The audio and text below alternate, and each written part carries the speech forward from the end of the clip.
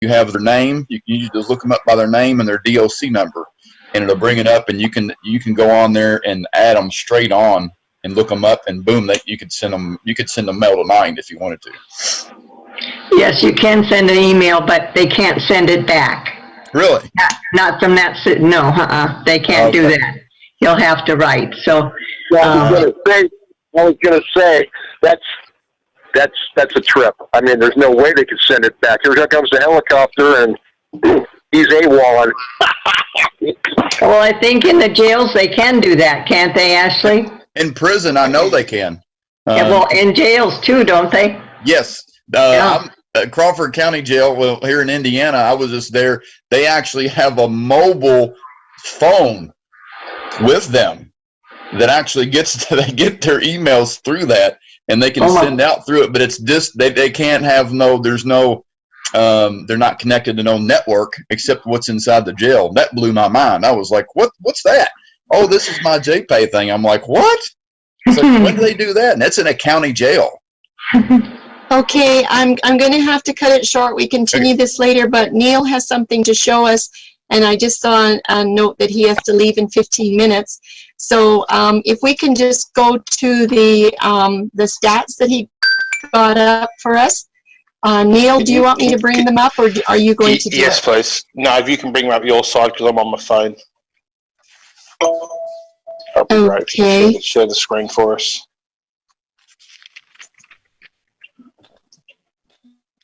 Okay. Here I am. Hey, everyone. Hello. Hey, Neil. Okay. Can everybody see that? Yes. Yeah, I can see. Okay, so there's a couple of pages. Neil, just go ahead and I'll try to follow you. Yeah, so in this one here, this is our overview, if you like, of the whole stats. And so what it shows us the total page views. This is for a year, I believe it is, or past 90 days. It shows there. So it shows you the sort of last 3 months trend.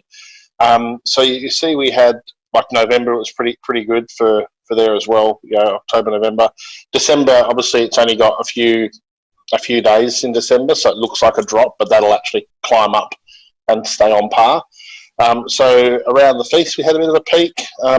I guess that's, again, whenever we send any emails out with new teaching and things like that, you obviously get a peak with people going on to that. So that was quite a good one there. But overall, back up the top, so we've got 21,365 page views. The average monthly is around 1,525. Best month we had was 2,844. Average weekly 368. The best week 845. The daily average is 54, and the best day was 244. So you can see we're getting good average, 50 odd people a day coming in to the site and looking at various pages. If we can scroll up a little bit on that image, you'll see it shows you the popular pages. Yep, there we go. So in that one there, you've got the most popular content that we're seeing. Sorry, Charlene, can you go back a bit? Yep, there you go. So most popular is the videos. So people are going through to that videos page. Just go back up. There we go.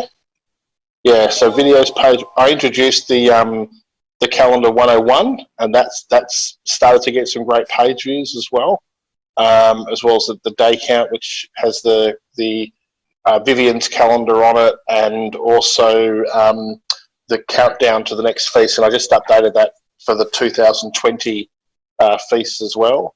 So you can see it's quite interesting that the videos that we do, the live streaming, that's getting a lot of the traffic.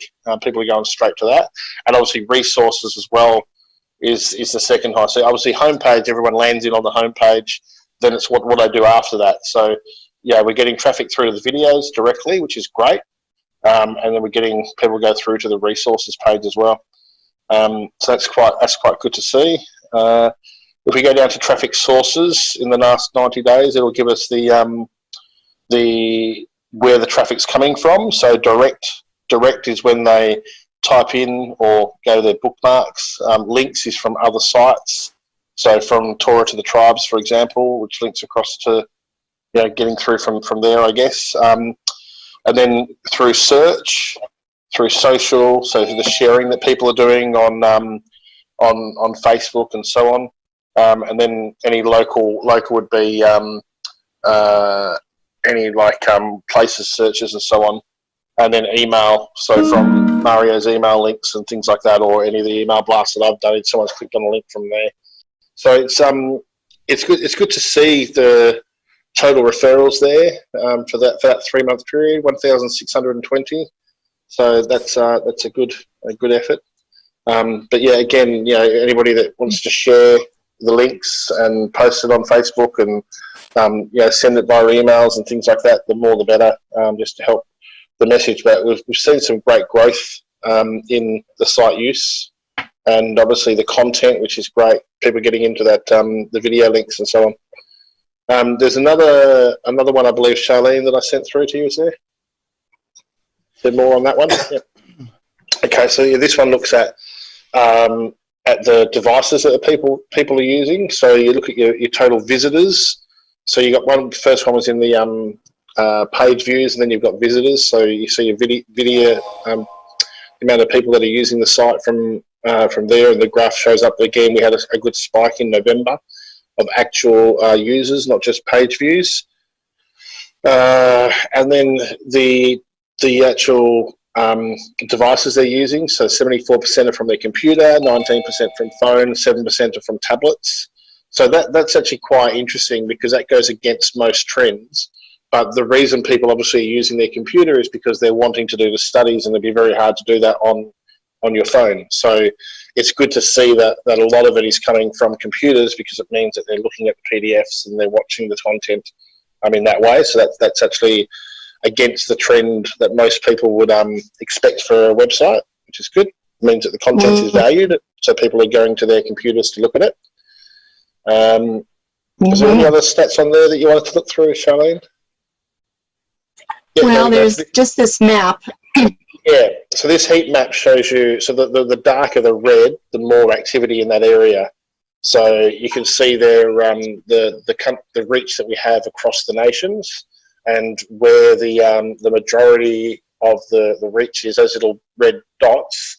You can see that kind of overlaying themselves through America there, and there's a little bit here in Australia on the east. So the left side of that is the west coast where I live, and then even on the east and even into New Zealand, there's a few. So the fainter the dot, the less people. The darker the dot, the more people in that area. So it's kind of like a little, what they call a heat map, showing where the locations are. So that's very encouraging to see that message spreading, and the traffic from the site coming from all over the world. So that's really the wrap up of Charlene, if that helps anybody, but definitely worth. Is there any question? Yeah.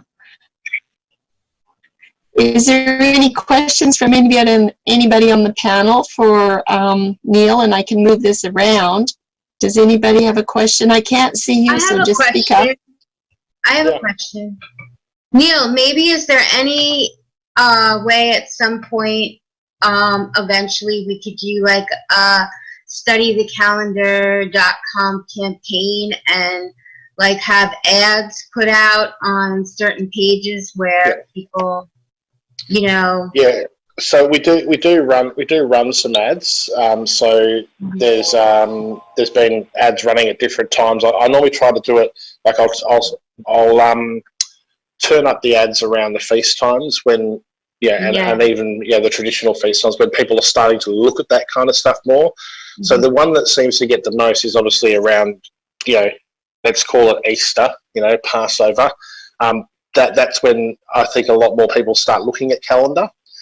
So we kind of try and use most of the budget around that time.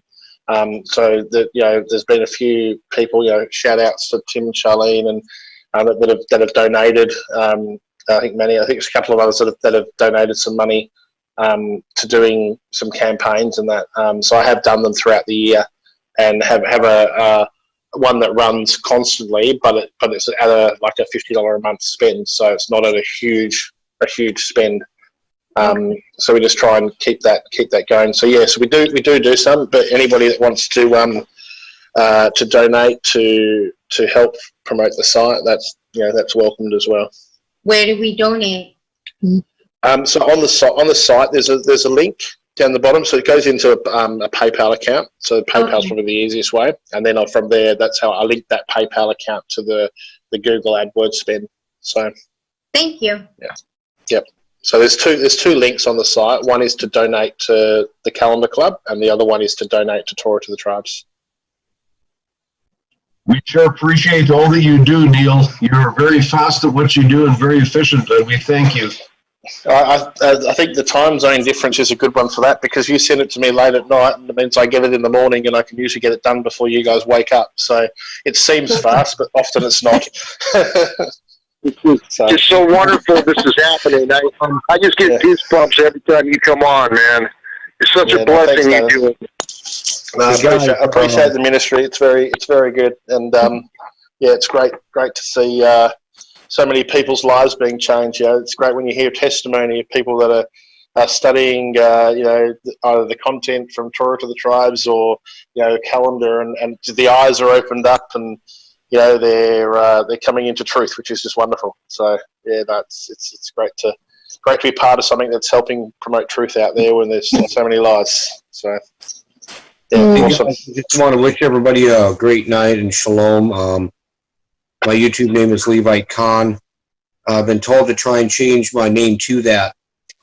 If I was on my laptop, I could do it. But frankly, I don't know how to do it on the phone. So I'm still learning this stuff. I'm kind of technologically challenged. So anyway, thanks for having me into this group. Thanks for letting me in. No worries. Oh, Levi, where are you from, Levi? We're happy that you're here, but I didn't know how to pronounce that name. I didn't recognize the letters. Yeah, it's Levite space it and put CAHN, Levite Khan. So. And where are you at, Levi? I'm in the U.S. I'm a northerner. Good. Well, Minnesota born and raised. So anyway, I've been into Torah for quite some time, and I teach it.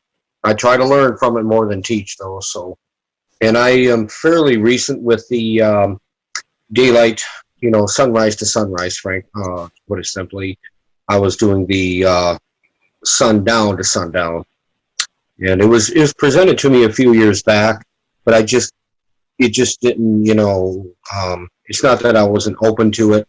It just didn't work out for me at the time.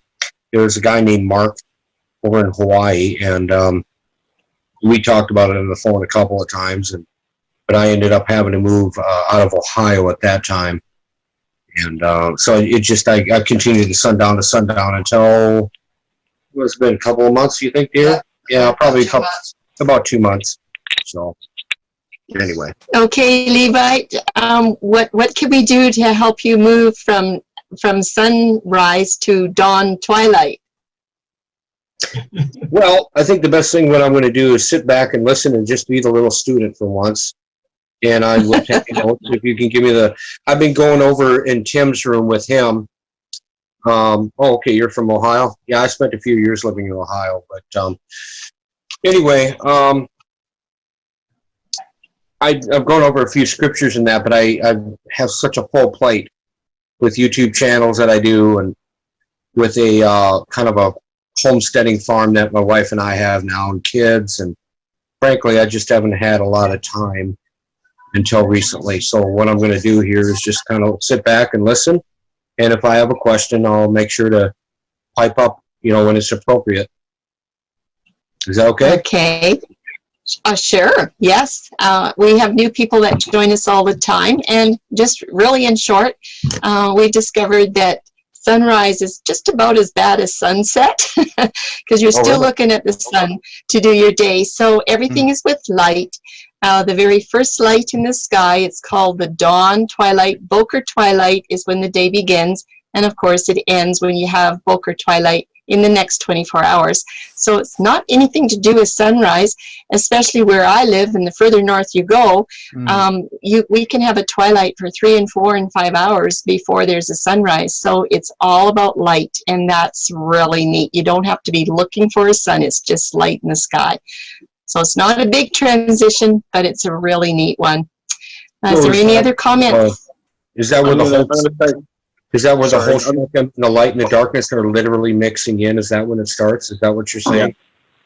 Yes, when you see that mixing in the morning, that's when it has to be a mixture of light with the night. So as soon as you see that light, you can take your lawn chair out in the morning if it's warm there and sit there and watch and see if you can figure out when the light comes in the sky. And in the summertime, of course, the birds are going to be singing about that time. So you just listen for them. Up here, the birds have left. It's winter. Tim, did you have something to say to Levi? I'm just going to say goodbye, Charlene. So we've enjoyed some good conversations together. Thank you. Oh, just a second. Sorry. Neil is leaving. Thanks a lot, Neil, for everything. I really appreciate your help. Hello, Neil. Enjoy your Sabbath when you get to it. See you later, Neil. Okay, Neil. Take care, Yeah, Neil. Neil's in Australia, so he's off for his Shabbat. Okay, bye, Neil. Tim? Yeah, I'm just really happy to see Merle on with us here tonight. We're looking forward to meeting with him again on 10 o'clock my time on Sunday morning, if anybody wants to join. And I believe Okay, and that'll be on your email address. Yeah. While we're talking about that, Tim, do you want to just mention what's happening on Shabbat for calendar?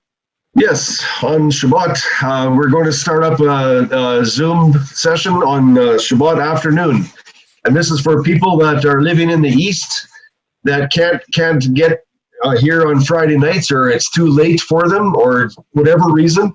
They want to join us on Sabbath afternoon. We're going to be on my Zoom. And I guess I should put it in the chat, shouldn't I? Well, you can.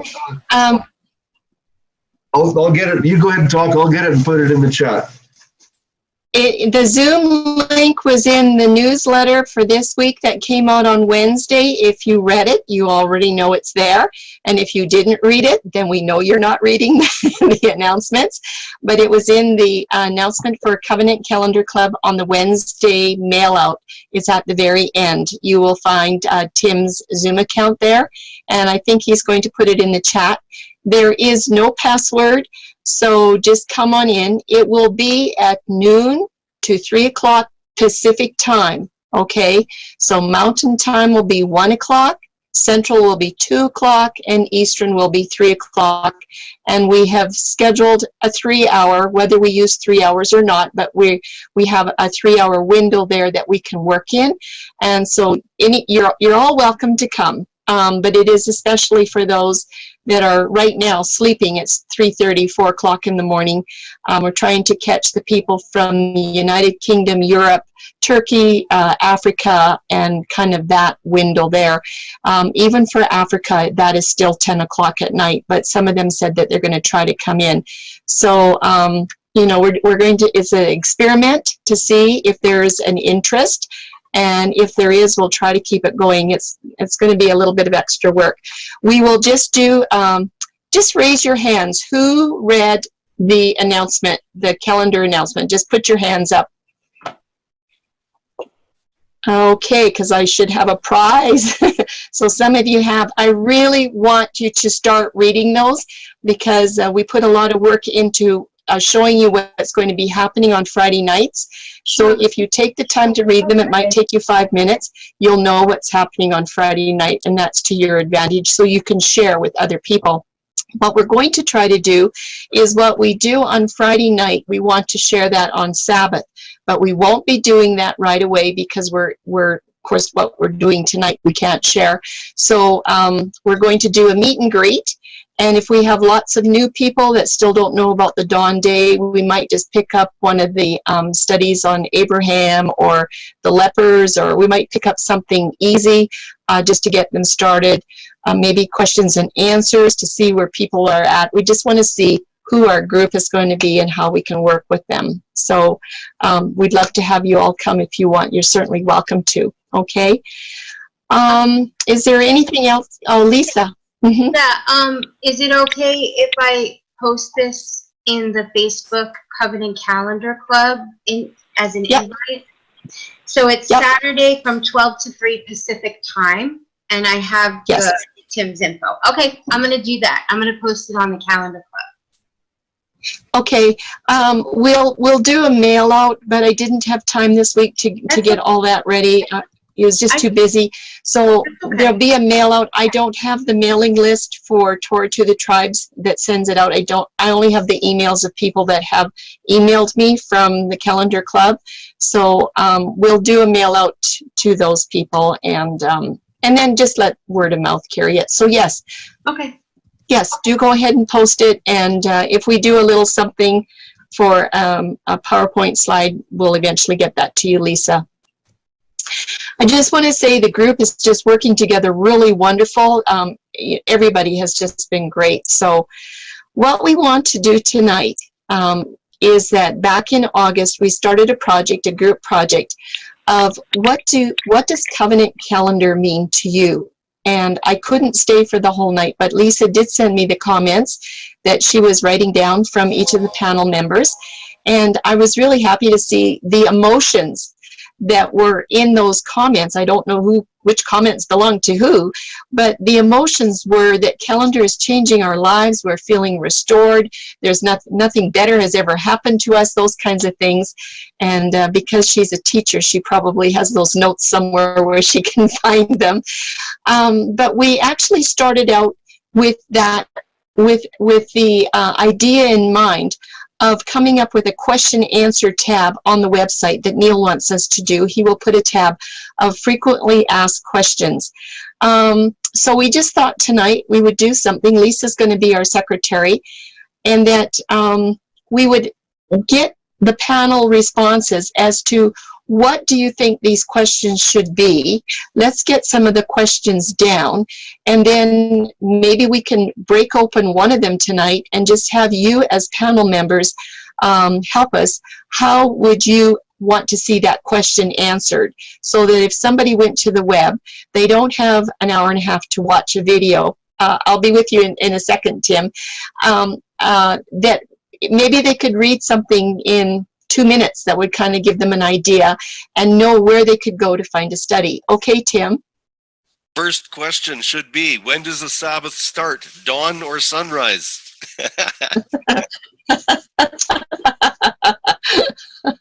What do you think about that, Levite? Well, Tim and I think we understand each other's humor by now.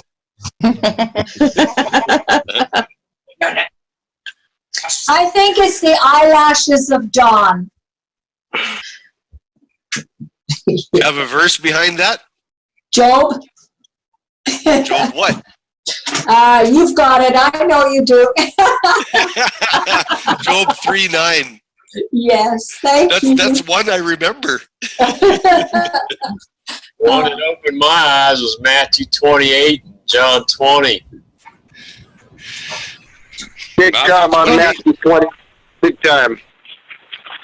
Okay, that Matthew 28 should be another question in this whatever it's going to be. We should have a question on that. I don't know where it will, what number it will be, but it's definitely would be a good question.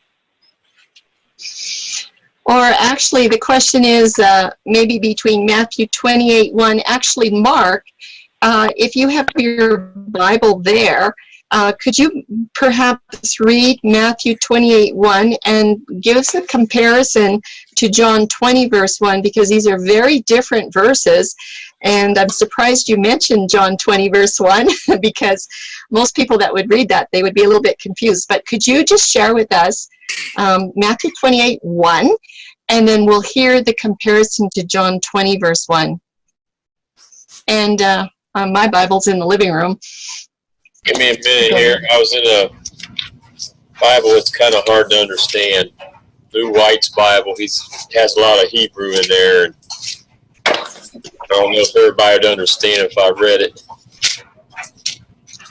Why don't you give it a shot? I know Lou White. I think it'll be all right. Yeah, I don't think everybody else will understand. Some of them got I know. But this English, I tell you what, I got this Bible at a gas station. It's a Holman Christian Study Bible. And I can't believe they give them away at a gas station. I went to this gas station. I said, "Are you selling Bibles now?" And I know the people work here, and they go, "No, we're giving them away." There's a lot of churches here that give a lot of stuff free away to help the community. So this translation is pretty close to the Hebrew and English. So here's Matthew 28:1. It's talking about the resurrection morning when the women went to go see the Messiah. It says, "After the Sabbath, as the first day of the week was dawning."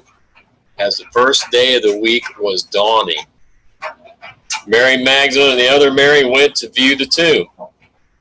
That's what opened the doors for me, because I was living with a pastor in Colorado, and he read this passage on a webinar, and he said, "Now don't look more into this passage than what's there."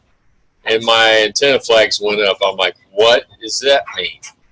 So that's what got me started on the Dawn Sabbath on my quest. And that was probably 5 years ago. I knew something was happening. So do you want to look at John 20? You got that, or you want me to read that? You go find it, and while you're finding it, I'm just going to mention what you said. It was interesting, his translation said, "at the end of the Sabbath, as the new day was dawning." That is quite different than the King James Version, but that's exactly what the word is, dawning. And I was taught that Hebrew roots when the day is dawning, that is sunset. That's what I was taught, and I forgot.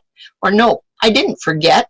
I didn't even go and look up the word dawn to see that the word actually means to illuminate, to get brighter, not to get darker. So if you go look up the word dawn, it tells you right there, this is the time of the day when it's getting brighter, and at sunset it's getting darker. So you know what?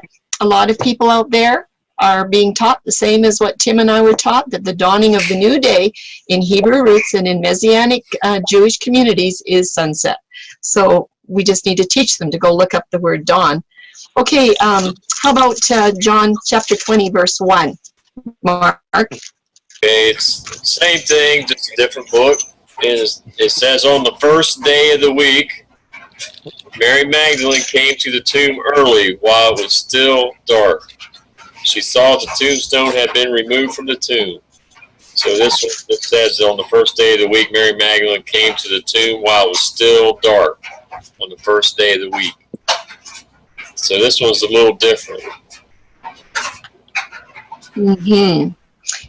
That one is different. Do you know why it's different, Mark? Or I can see, I see Jose. Do you have your hand up? Is it Jose? Do you have your hand up? No, I wasn't. I saw the habit of doing this. I'm sorry.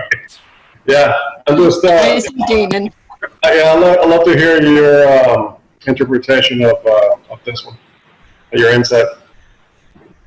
Okay, we're going to let Mark try to do it. Mark, do you need some help on this one? On the first day of the week, Mary Magdalene came to the tomb early while it was still yet dark. Well, while she came to the tomb early, it was still yet dark. It was early, first day of the week. It was twilight. It was before the sun came up. It was still dark. It was getting ready to the sun come up, but it was before the sun came up. But it's still dark in the twilight time. The time. Okay, that's close, but there's a little bit more to it. Is there anybody on our panel that can add a little bit more to this? There's got to be somebody here besides Tim. I'm wondering what early. And I don't have the means to look it up right now, but I'm wondering what that word early means in Greek. Okay. That's what. Danon, as soon as Stacy is done, Danon. Okay, I know that John is writing to the Roman crowd, so John's time clock is on the Roman time clock, and there's a twist to this because it looks like it's Sunday night.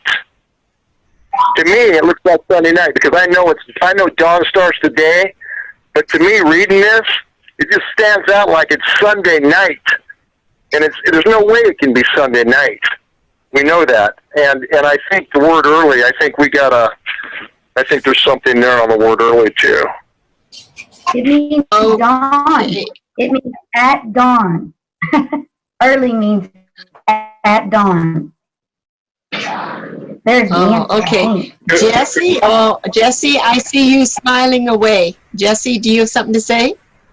Well, I think he was really, really close. I mean, he was referring to the Roman timekeeping method, and the Romans kept their day from midnight to midnight.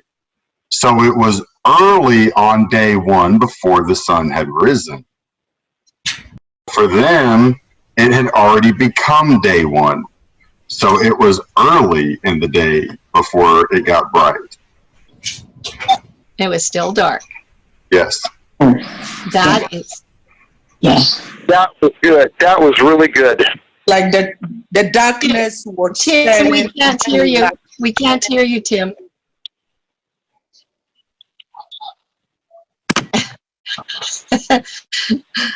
Technical difficulties, going back to the old-fashioned way. Darlene. Okay, Dawn, go ahead. And Tim's getting ready. Go ahead, Dawn. Yes, go ahead. Okay. When you talked to me the other day, and you shared with me that the dawn or the beginning of sunlight was before the sunrise. When we look at the scriptures, we've got to have the Spirit giving us the scriptures. Otherwise, it just becomes an academic. It can be an academic procedure as far as, well, this is what it says. But when you said to me that something happened in the very early dawn, I'm from the farm, and I know that all of the animals, especially the chickens, that was right by the chicken coop, they started, and the rooster started crowing when the dawn started, and it was even before the darkness left. And I knew in my spirit that what you were saying was true.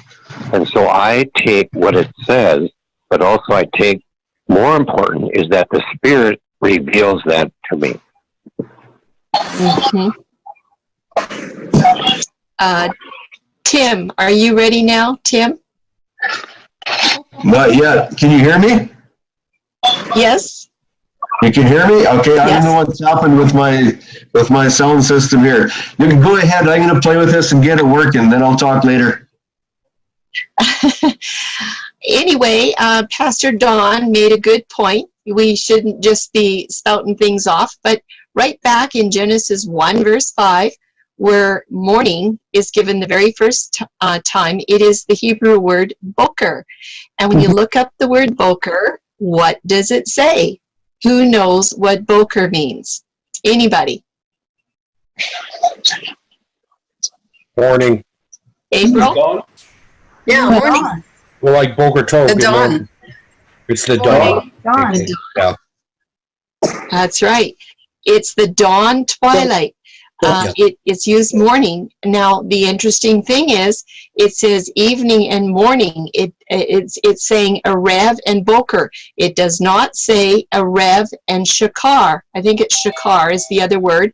Shakar can be the morning twilight, but Shakar is also the morning hours before the noontime day. So any time in the forenoon. But it says Erev and Boker always means the dawn twilight, never anything else. It's always the dawn twilight. So that's a good thing to remember too. Is there any other comments? According to Mark on the same description, on Mark it says that it describes it as dawning, as opposed to early in the morning or dark. So it's talking about the same context, but in Mark he describes it as dawn.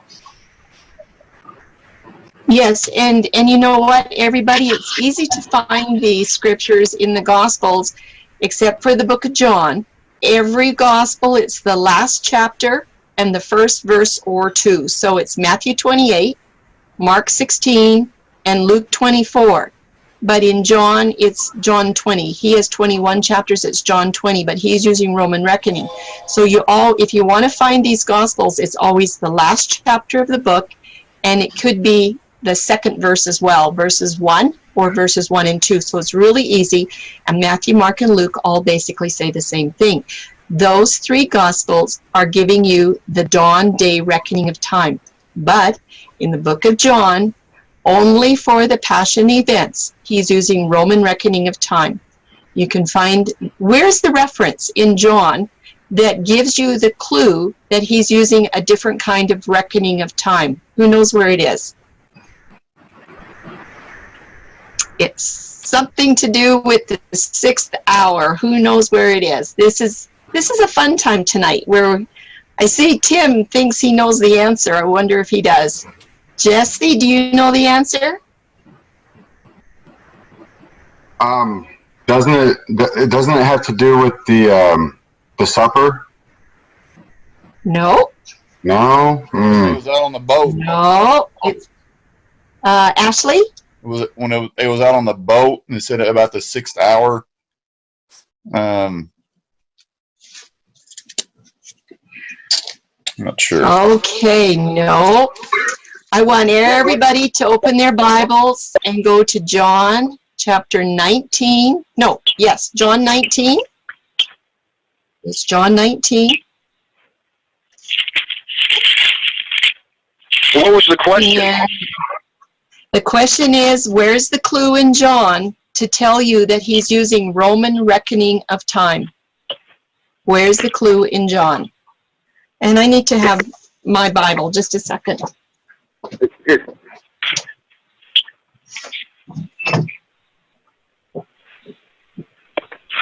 he's talking about the 6th hour. Yeah, she said he announced at the 6th hour. Excuse me? What does he announce at the 6th hour? Before Pilate. Matthew, Mark, and Luke got him up on the cross. So there's a definitely a different time. John's on a whole different time clock than Matthew, Mark, and Luke are, the way I understand it. Yes, Danon, but only for the Passion events, not for anything else, only for the Passion account. So you found the answer, did you, till I got back? The 6th hour, is that the answer? John 19, yeah, John 19:14. Jesse, can you read it? Yes, I can. It says, I'm using the scriptures, the 2009 version. And it was the preparation day of the Pesach week, and about the 6th hour. And he said to the Yehudim, see your sovereign. Okay, so where is Yahusha at the 6th hour? Standing before who? I thought at the 6th hour it was dark when he was on the cross. Yeah. Where's the scripture? Pontius Pilate. Before Pilate. Reckoning time he wouldn't be. 6th hour was 6 a.m. because they reckoned time from midnight. John reckoned time from midnight because his audience were the Romans. So the 6th hour was 6 a.m. and he was still before Pilate. That's what this Bible says, 6 in the morning. Excellent. Yeah, Mark, can you read that Bible? Can you read that for us? It was the preparation day for the Passover, and it was about 6 in the morning. Ray. I tell you what, I got this Excellent. Bible, and I go to give them out, and I said, I'm keeping this one. I'm going to go back and see if they got other ones, because this translation is... And in April, dawn begins at 6 in the morning in Jerusalem in April. So it sure makes sense. Yes, exactly. So who knows where in the scriptures is the other witness to Roman reckoning? Because Yahuwah says we have to have two witnesses. So where is the other witness of Roman reckoning in the scriptures? And everybody, that is a trick question, and it's a hard one, but it's one that you should know. Well, Tim, can we just narrow it down? We have Matthew, Mark, Luke, and John for choices, right? Okay, let's go to Matthew. Towards the end of Matthew. We should do that. Can I make a comment here? I think I have the answer to this. I think it's Peter. And the reason why I'm guessing, if I'm wrong, fine. But the cock will crow 3 times. Am I getting somewhere with this? Is that the second witness? Not to Roman reckoning, no. Not to Roman? Okay. My bad. No problem. That's a good try, though. Lisa, you had something to say? Well, wasn't it what you were saying before, Tim, about the on the day of his death? No, I was just trying to mix people up by saying that 6 o'clock was at noon when it went dark. That is on covenant calendar time. So I was just trying to get people to think. Okay. Where in the scriptures does it say, or does it give it a very explicit example of Roman reckoning? And I'll tell you, it's in the towards the end of Matthew, just for a hint.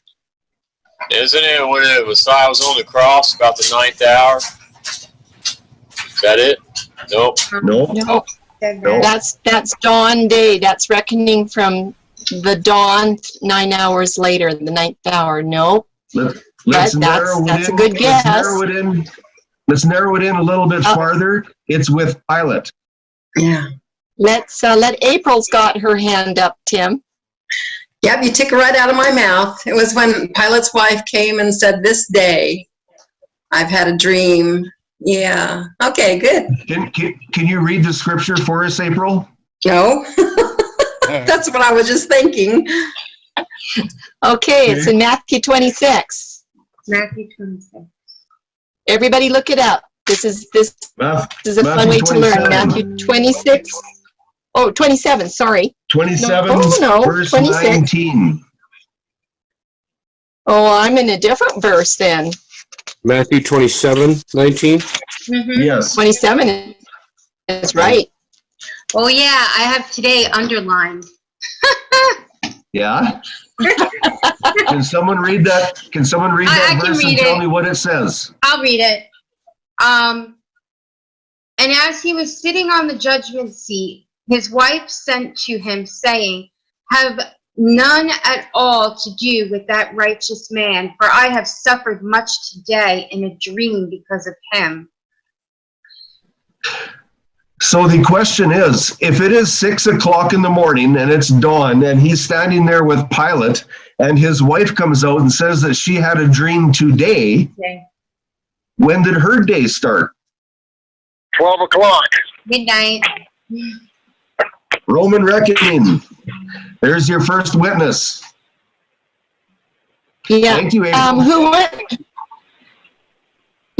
wants to hear what Mark's Bible says? His Bible's a little bit different. Mark, can you let us know what your Bible says? It says pretty much the same thing on this one. It says, while he was sitting on the judge's bench, his wife sent word to him, "Have nothing to do with that righteous man, for today I have suffered terribly in a dream because of them." Mm-hmm. So that was pretty accurate with the last translation was just read. Yeah. Okay, so now the question is, if we're going to have a question about, what was it? When does the Sabbath begin? Do you think that this verse for Pilate's wife in Matthew is an appropriate verse to put in an answer, or is that going to be too hard?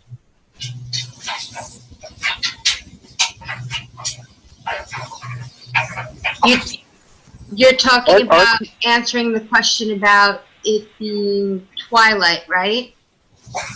Yes. Because there was a question this week about the Sabbath being Saturday, which we could talk about for the next question. Okay.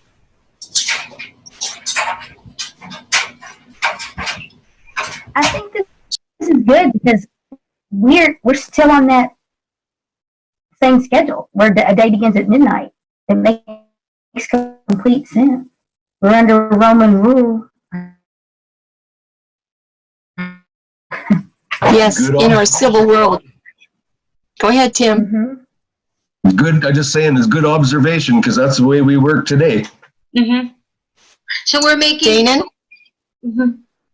Don't you have to explain to whoever you're talking to about this that John wrote to the Romans and his time clock is on Roman reckoning, and then you show them Matthew, Mark, and Luke and show them the difference, that they're all using a different.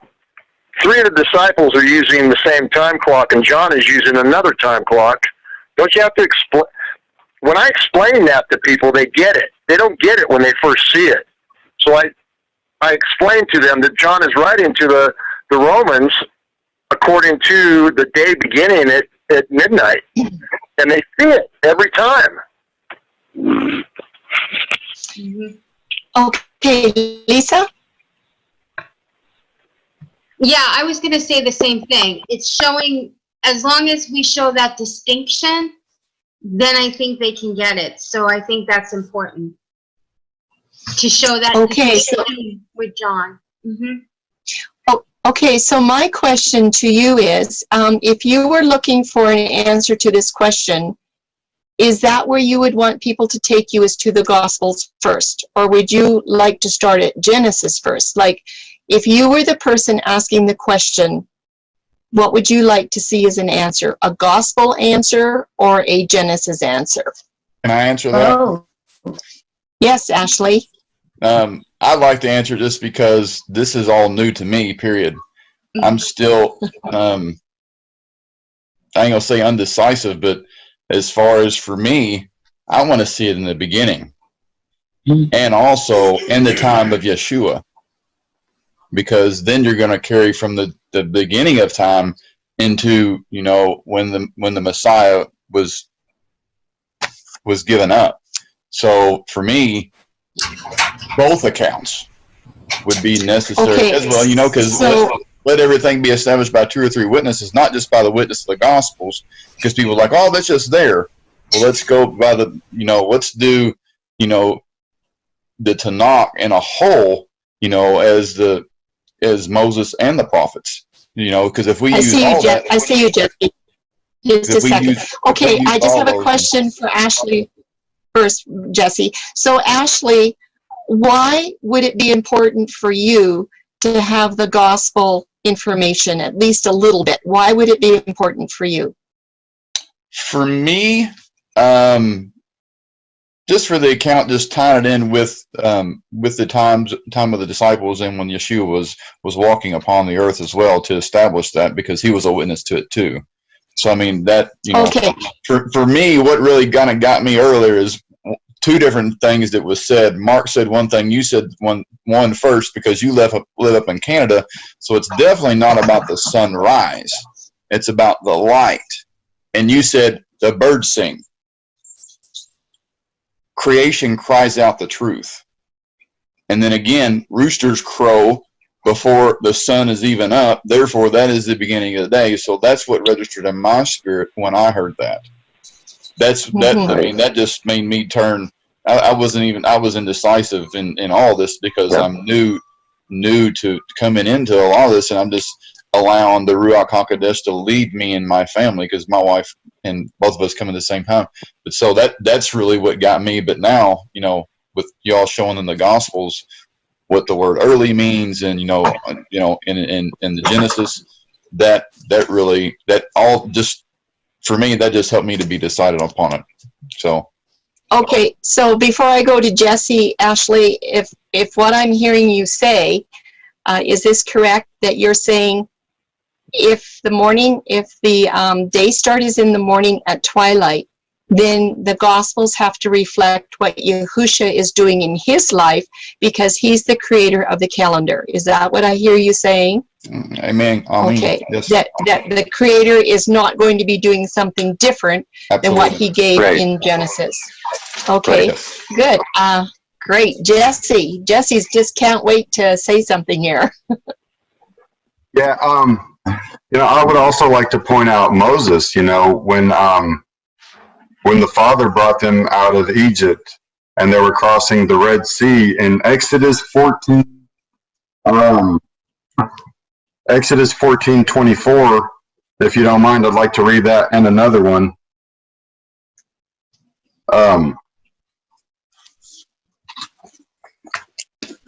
That'd be all right?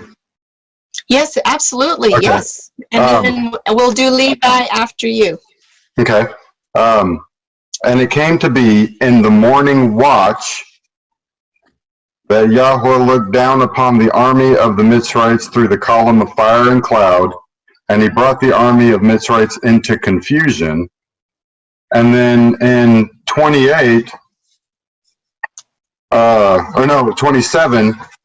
and Moshe stretched out his hand over the sea, and the sea returned to its usual flow at the break of day. With the Mitzrites fleeing into it. I love this. That's by far my favorite passage as far as when the day begins, and as far as my my fellowship that I attend from time to time down here. When new families come in, I always make sure to tell them I don't keep the sunset Sabbath day like the rest of the group. I tell them I follow the example set by Moses in the book of Exodus at the crossing of the Red Sea. Because okay, Jesse, you wanted to share one other verse. Did you have another one to share? Yeah, it was those two. Oh, okay. Can you look up one more? Can you look up Exodus? What's that? Can you look up Exodus 23? No, Exodus 16:23. Who knows what that one is? Exodus 16. It's a really interesting chapter. Aha! Yes. The whatness. Okay, Jesse, go ahead. Go ahead. The whatness. That's what they called it. They called it the whatness because they didn't know what else to call it. It was the manna. The manna from heaven. Okay, what does verse 23 say? And he said to them, this is what Yahweh has said, tomorrow is a rest, a Sabbath set apart to Yahweh. That which you bake, bake, and that which you cook, cook. And lay up for yourselves all that is left over to keep it until morning. So Moses was talking about, now this is tomorrow. Tim, is that makar? Is that the word makar, tomorrow? I think so. Yes. Yeah. So Moses was saying tomorrow or makar. He did not say the day starts at sunset, which would have been in Hebrew shemesh bo, and that can mean the sun coming up or the sun going down. And so if Moses would have said at shemesh bo is when you have to be ready for Sabbath, then he would have had to clarify the sun going down. But he uses the word, I believe it's tomorrow is makar. It's the next day at light. So that is a very good one, because that's even before Exodus 20. Levi, you had a comment. I saw your hand. I'm trying to watch the hands, everybody. So again, I don't know how to raise my hand as like technologically speaking on my phone. That's why I raised it. No, just do it like this right now. Just stick your hand up, because I don't have the hand thing on the side. So just stick your hands up like this, okay? Okay, then I guess I did it right. You did, yeah. This is not off the subject, and then I'm just wondering about in Acts chapter 2 with Peter. Let me swipe that out. Okay. Where we are not drunk, it is only in the 9th hour of the day. What time was Peter reckoning that by? Somebody want to answer? Who hasn't had a chance to answer yet? The 9th hour in Acts chapter 2. What verse was that? Let me look. Hold on. Give me a second here. Verse 13 talks about the 3rd hour in Acts 2:13. And chapter 3, verse 1 talks about the 9th hour. So does somebody want to tell us what? Yeah, but both of them do. And that's when, they were accusing them when the Ruach HaKodesh came through on Shavuot. And of course, everybody was hearing it in their own language, praising Elohim. What verse is that again in Acts chapter 2? Oh, right here. Verse 15 of chapter 2. Chapter 2, verse 15. Oh. Yeah. You want me to read it? Yes. Yes, please. Okay, sorry. For these men are not drunk as you imagine, since it is only the 3rd hour of the day. Now that's the 3rd hour. So actually, okay, then chapter 3, verse 1 would be in Kepha and Yohanan going to the set apart place at the hour of prayer, the 9th hour. Oh gosh, I didn't know. I'm sorry, what was that chapter that you're reading right now? I could.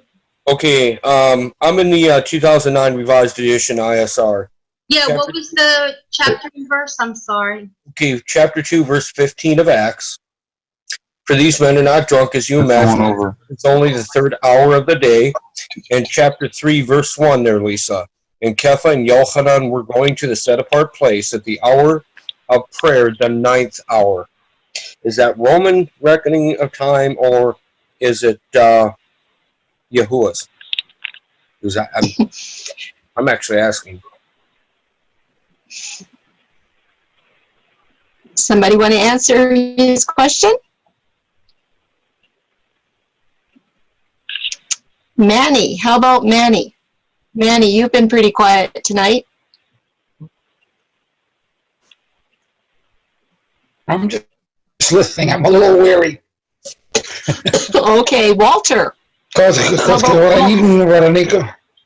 I'm, like I said, I've been now organizing the covenant calendar, and I've been trying to, figure out what to put first, in what order.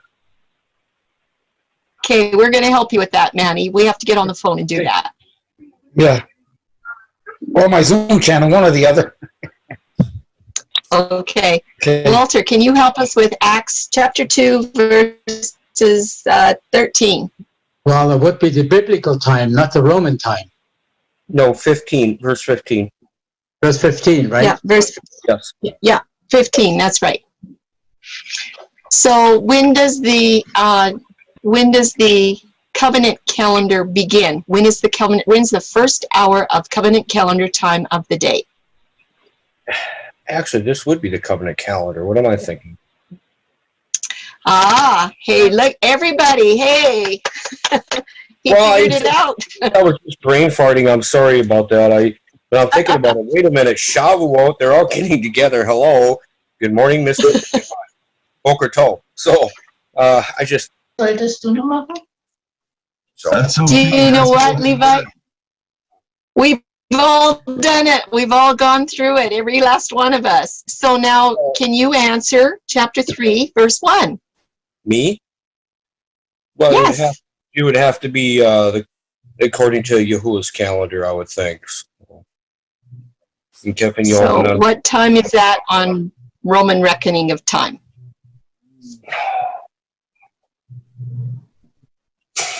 Give me a second. Hold on a second. 6. Would that be 3 p.m.? Is it, everybody? Nod your head if it. Yeah, yes. That'd be 3 p.m. Yeah. That's right. And guess what? We all had to learn to count too. We had to learn to count to 3. We had to learn to count to 6, and we had to learn to count to 9. Yeah. Every last one of us. So you're right. Is there anybody that needs help with those verses? Oh, Tim. We shouldn't go into it right now, but we should point it out right now. about the time or about the reasoning for the hour of prayer or the evening sacrifice being moved up until the 3 o'clock mark. In the Old Testament, the daily sacrifices were in the twilights, morning twilight and evening twilight. Yet, after in the Second Temple era, when they adopted the lunar system of worship, and they went on the lunar calendar, and they brought in sunset to sunset Sabbaths, when they offered a sacrifice, and help me out here, Charlene, when they offered a sacrifice, it had to be, the daily sacrifices had to be done on the same day. Isn't that correct? Yeah. So when they brought in the sunset Sabbath, if they had the morning sacrifice in the morning twilight, and then they had the evening sacrifice in the twilight, it would have been on 2 different days. So what did they do? When Yahusha said to the people, to the guys and the scribes, he said, "Your calendar is fully adjustable." What does that mean? They took the daily sacrifice in the evening and moved it to 3 p.m. in the afternoon, so they could fulfill the scriptures saying that the sacrifices had to be done on the same day. So here's another, this is an incredible study that Charlene brought out between the evenings, the Ben Ha-RBM, and it shows another contamination of I'll just say it, of Judaism, of the lunar system of worship. It's another contamination. They had to move the daily sacrifices. I don't know if I should have gone into that. Thank you, Tim. I'm just going to start watching these hands on the computers. So, Michelle, thanks, Dane, in just a sec. Michelle, she said she had her hand up for a long time. Michelle, would you like to go ahead?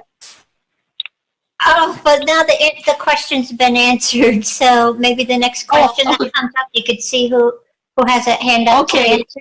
But you were asking before, there were a lot of questions before, like what for presenting the sunrise, the morning twilight Sabbath to people, whether to start with the New Testament or the Old. And I think that the New Testament, what John using Roman time, is kind of an exception, and that we should cover the base, like start with Genesis 1:1, because that's what most people think of when they think the Sabbath starts at sunset, because it says, and there was evening and there was morning the first day. And to explain that, I think it's a good starting point, and maybe then give a few other examples and then go into the Passion Week examples. Okay.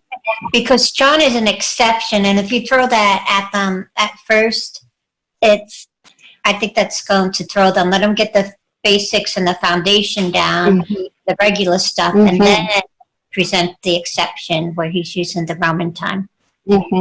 We agree with that, don't we, Tim? Okay, I want you to keep that in your back pocket, Michelle, and I'm going to come back to you for an answer. I'm just going to go with Chris Wilkening. You had your hand up. Maybe he left.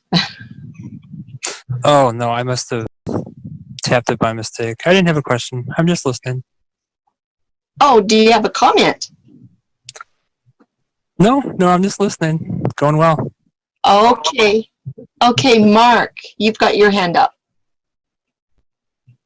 I like the Genesis one, but some people, you gotta be in the spirit to justify and judge people, because some people, they aren't gonna want it. It's just, I have a friend that texts me, hey Mark, what do you think of Nehemiah 13, 15, and 17? And I'm like, brother, that's not really clear on a Sabbath. I said, but if you want to look at something else, I said, look at Genesis. What happened first? Well, the first day, I like Genesis 1, like Michelle said. You know, it's really clear there. What happened first? What was Yahuwah doing? He was creating. Then there was evening came, and then morning. The first day was completed. I mean, how simple can it be? And, you know, some people, you have to be patient, though, with some people because, you know, you have to be loving, you have to be caring, but some people aren't. They just don't change. I mean, I've seen that with my friend. I showed him, and he was in the Worldwide Church of God. I said, you need to look these words up, too, evening. You need to look the word evening up. That's where a good answer is to be discovered, where the truth is on the matter. And I said, you have a Strong's? Yeah, I used to. I said, well, look these words up. Please do it for your own sake, because you don't want to be the 5 virgins that they didn't have oil in their lamp. They didn't know the timing. That's what the oil is. It's the timing when Yahuwah comes to the feast, he comes to the Sabbath, because that mark is on his people. That's all I got. Thank you. Jose, you have your hand up? Yes. Yes. Just wanted to add as another witness that I really haven't read this chapter over and over, but it just dawned on me that this talks a lot about when Yahuwah expects the day to start, and that is in Exodus 19 also. I'm just going to read verse 10 and 11, and then I'll skip to 15.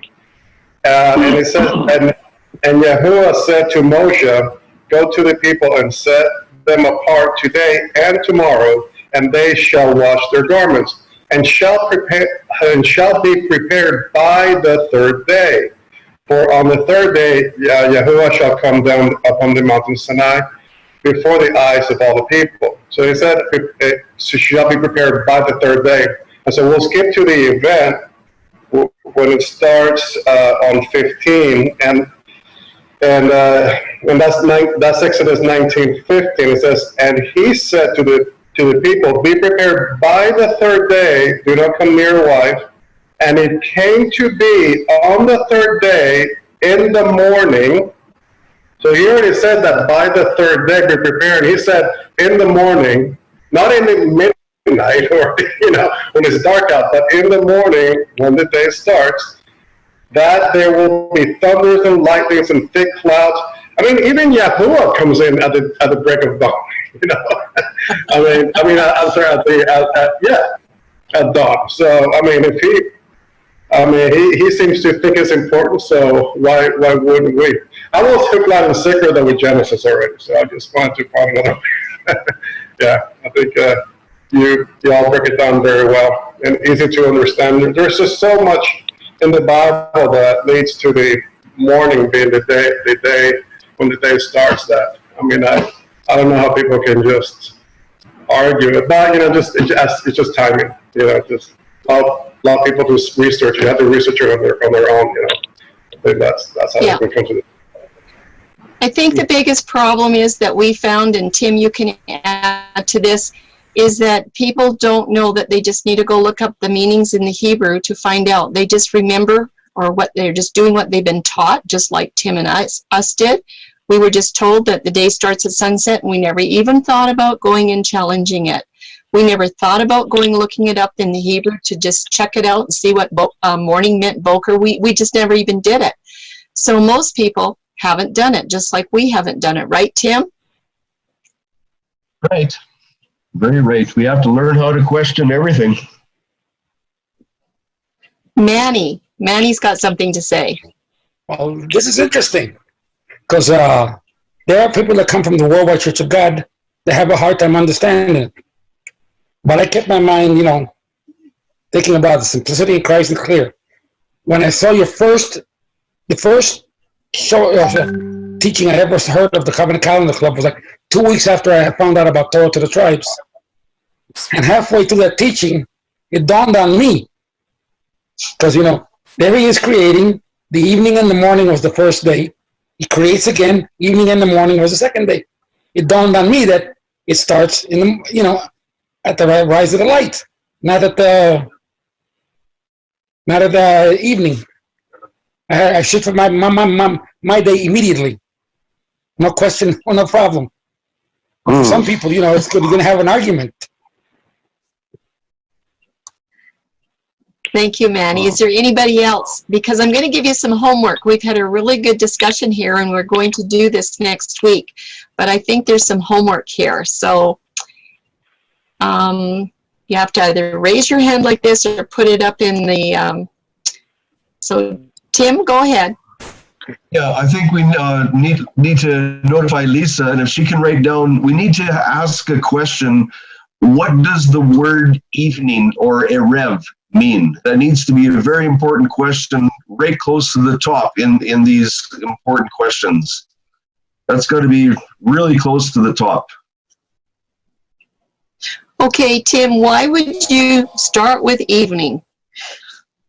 Why would I start with evening? Yeah.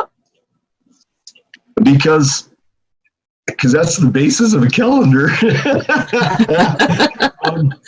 In the beginning, Yahuwah outlined the day first, and the evening is it's the very basis of understanding. If we don't understand the mixing of the twilight, there's no way we can understand a 24-hour period according to his designations.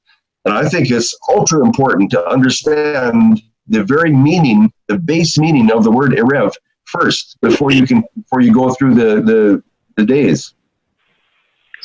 Okay, so Tim, could you read Genesis 1:5 and just read the first half of the verse, the first quarter of the verse, just the very first quarter of the verse. It actually tells us up in verse 3 that light was brought forth. It's talking about light in verses 3 and 4. And then there's some definitions in verse 5. Can you start out with that, Tim, and give everybody a jump start? And Elohim called the light day. And okay, don't go any further than that right now. So, Tim, why would Yahuwah give the definition for light and day first if the day starts with darkness? Why would he give the definition for light and day first?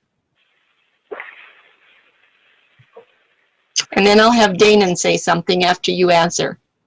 Because that's what came first. Oh, but maybe he mixed up the order. Did he mix up the order, or is it all in order?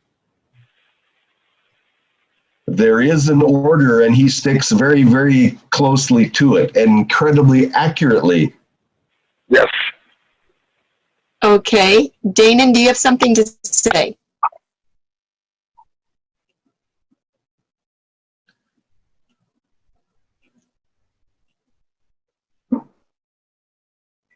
Oh, he's trying to figure out his phone. There we go. Okay, my phone's messing up. I was just getting off on what Tim was saying. You know, for the longest time, this has been a paradigm shift for me, man. I've been studying with you guys since the beginning. And, you know, for 2.5 years, I couldn't get it.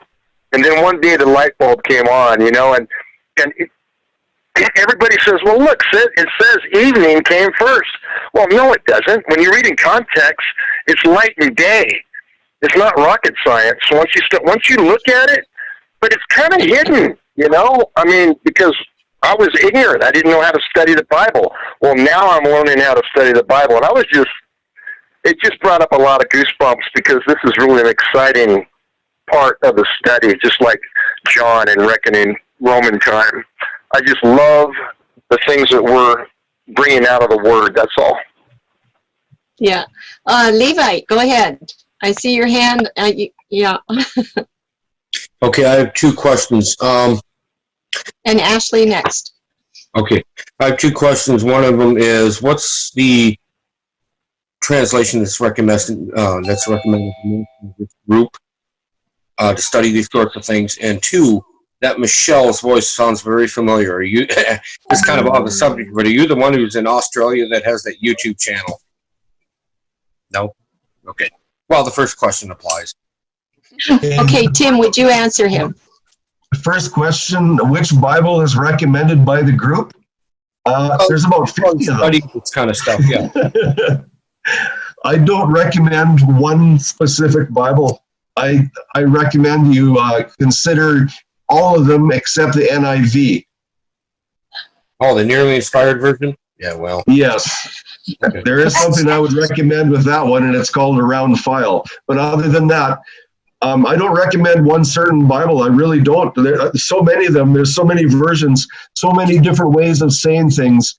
It's very, very helpful to have a lot of them. Okay. And before Ashley and then Jesse, I just wanted to say that you need to have, I like the King James because it can get you back to the original Hebrew word. Some of the other Bibles aren't going to have the word to get you back to understanding the definition. You know, I use the Strong's. Some people don't like it. I don't know how to study without it, but you need to be able to get back to that word in the Hebrew. So you might need to keep your King James kind of next door, okay? Ashley and then Jesse. Yeah, just like in the beginning of Genesis, the argument that I've heard too, well, dark was before light. I mean, that's just. Oh. Okay, we're going to get into that. Okay. We'll have to put that on the back burner just for a little bit. Let me hear what Jesse has to say. And Tim's going to help answer that one because that is I was wondering when that was going to come up. Okay, Jesse.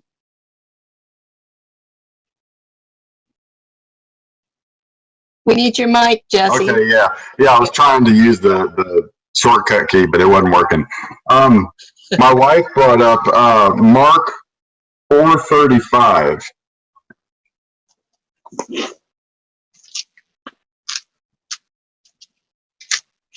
And it says, I'll go ahead and read it while you guys. Oh, absolutely, yes. It says, and on the same day, when evening had come, he said to them, let us pass over to the other side. On the same day, not at the start of the next day. Exactly. And you know what, Jesse? There's a whole bunch of those in the Gospels.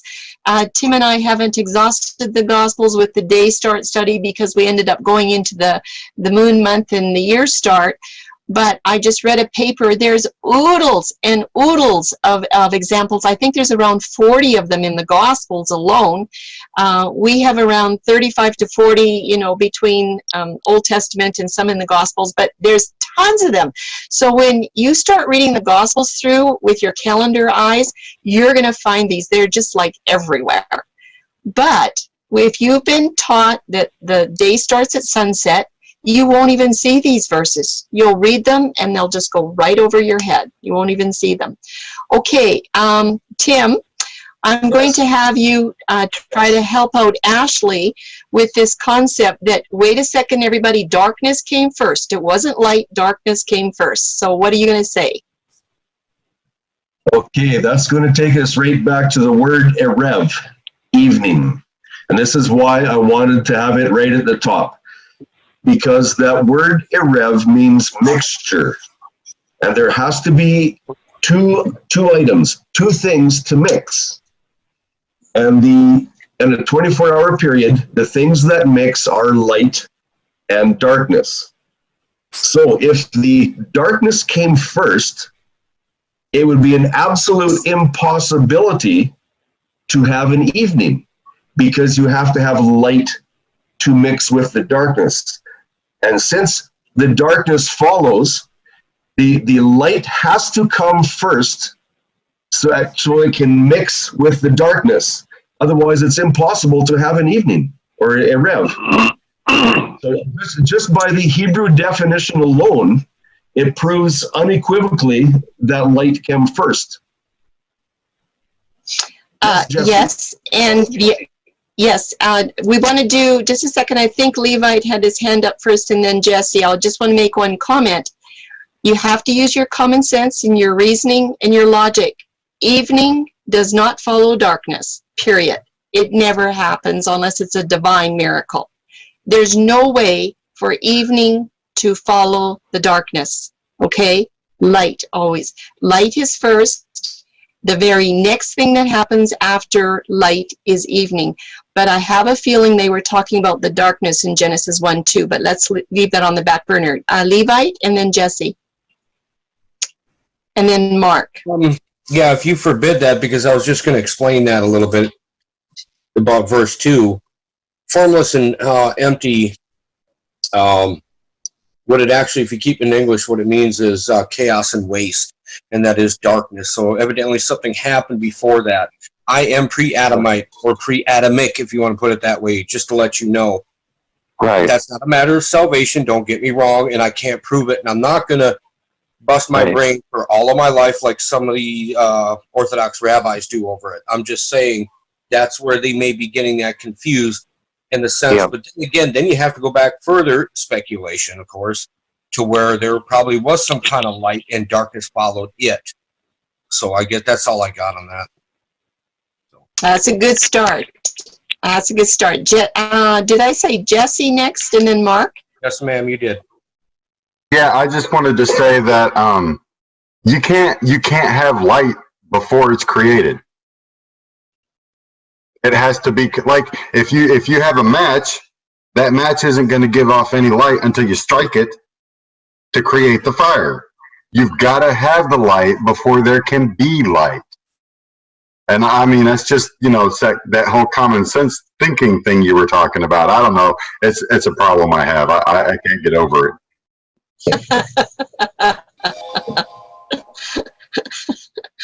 Because Tim, you have something to say to that? Yahweh are light. Yeshua and Exactly, Yahweh Vivian. are light. And they were before the earth began. They were always, and they are the I am. So there always was light. That's right. Mark. So, should we get into Hoshek? Just a second. Let's see what Mark has to say. And we will. That's where I was going. In verse 2, it says, "And the earth was without form and void, and darkness was upon the face of the deep." Okay, there's a big clue, the face of the deep. We're talking about waters here. So that word darkness is choshek. It's in the Hebrew 28:22. And this is the definition of it.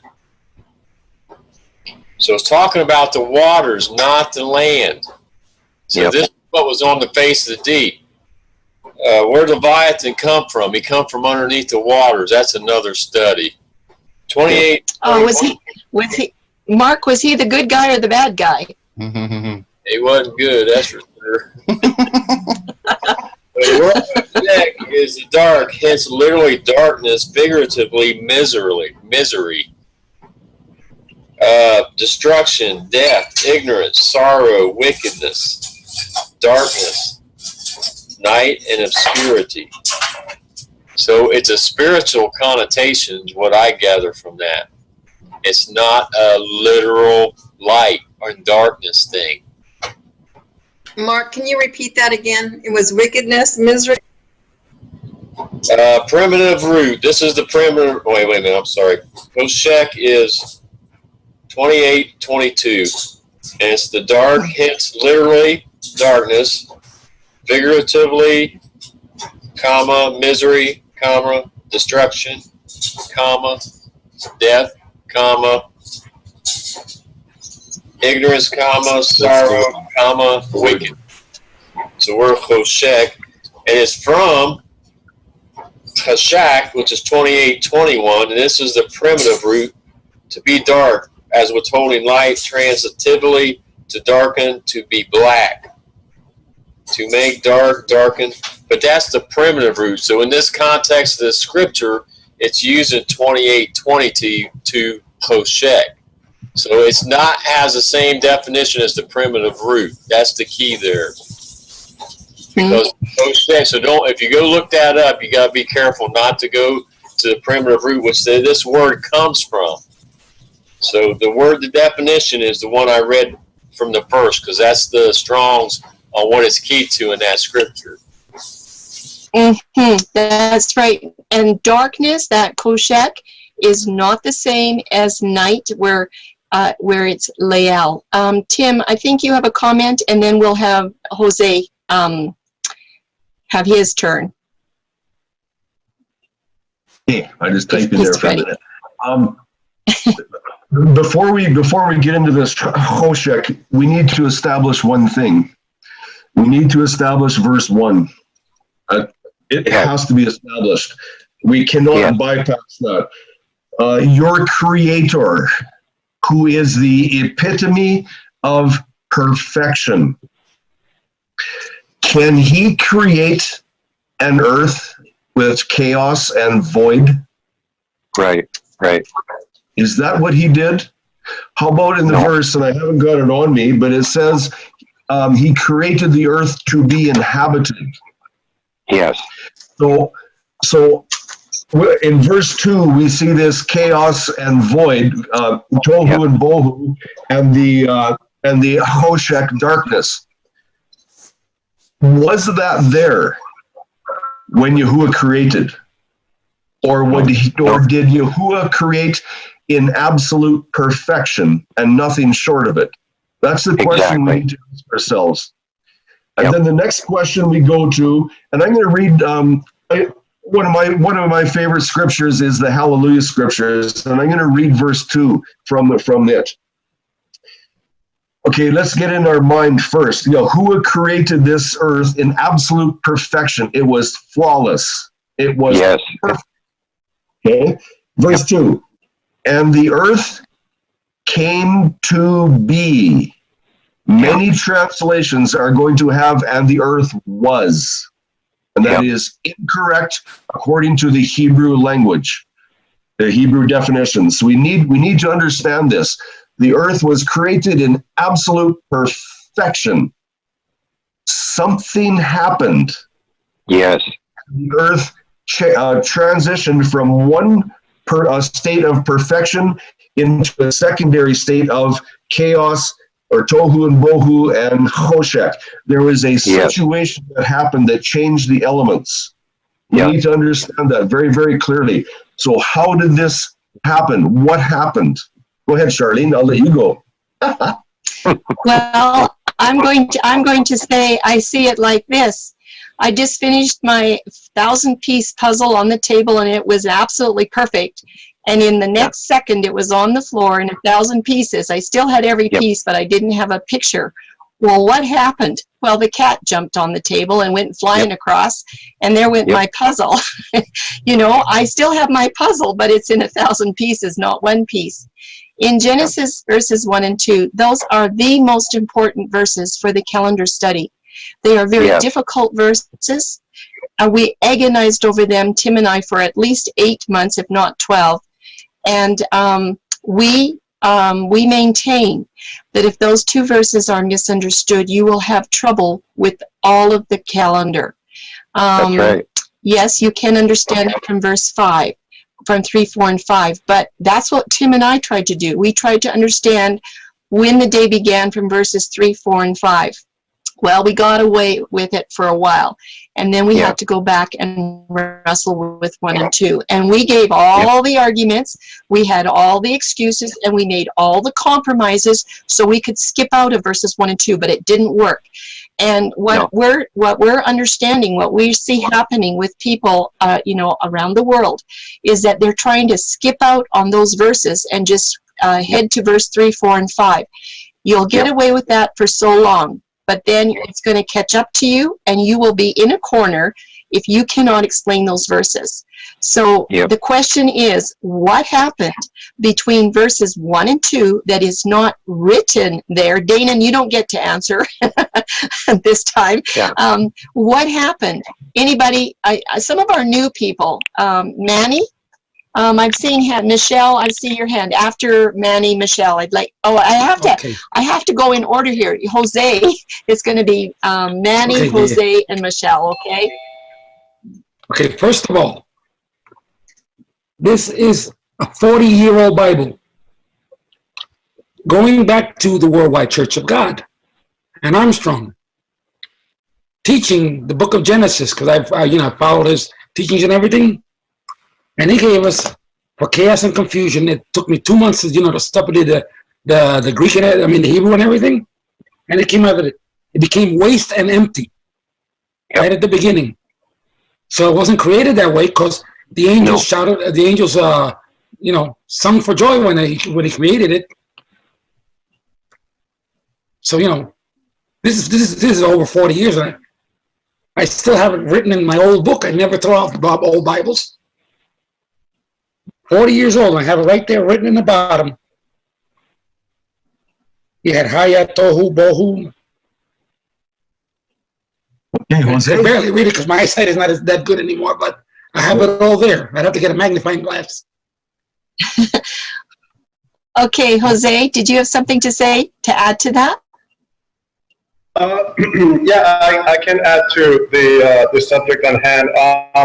I thought that between verse 1 and 2, that gap was like there was a creation, there was a time, and there was and I can fill it in with all kinds of giants and stuff in between. I don't know, but I'm saying that there was the earth was made, was the heavens were made, and then the earth was formless. It was already there, and I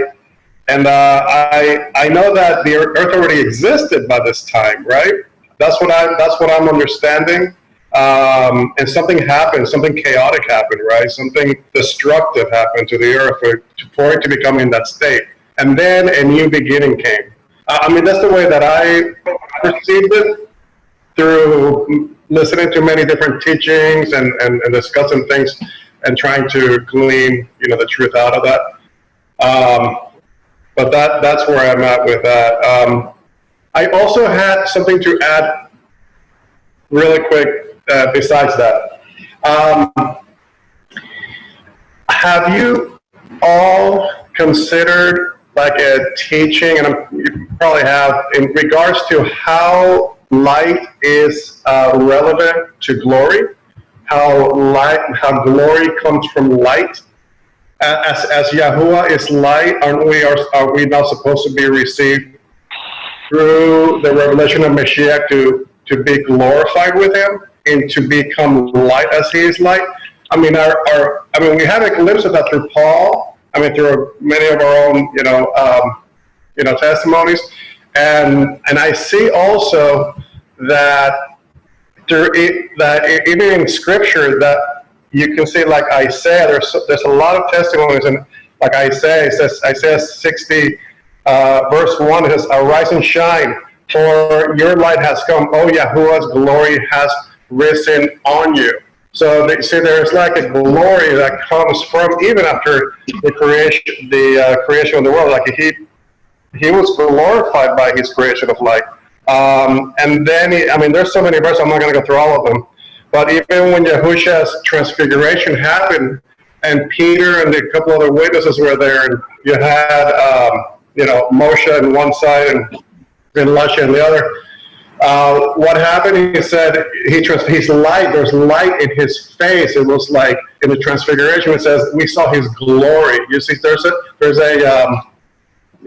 connection, a deep spiritual and a physical connection that we can see between between light and glory. And then he said on Luke 19, on 2:32, it says a light of revelation to the nations and the glory of your people of Israel. So it's almost like a glory comes out of light. Like we're supposed to be light in the world, and we're supposed to be, the glory of the Father, bringing the light into the nations, bringing the commandments of and the testament of Yahushua and all that. So I just wonder if y'all have done or are considering doing a study with that connection. I'm just going to say one quick comment, and then I think Stacy Rebert is the lady that's going to do the study, because I've heard a lot of good things from her on that kind of glory and servitude and light, so she might want to comment to that. But Tim, do you have anything to say before I go to Michelle and then to Danon? I just want to say, Moses, when he talked to Yahuwah, he come down and the people couldn't even look at him. He had to cover his face. And that's nothing short of glory, if you ask me. Hallelujah. Thank you. Thank you. Michelle has been waiting.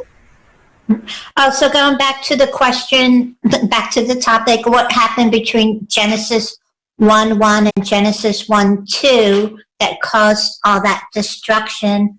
And I think it was a huge angelic battle between Lucifer and his third and the other angels, and that's what caused all the destruction. Mm-hmm. Mm-hmm. I mean, so are you saying that was when they were cast to the earth, and Yahusha said, I saw Satan and his angels fall like lightning? Is that what you're referring to, Michelle?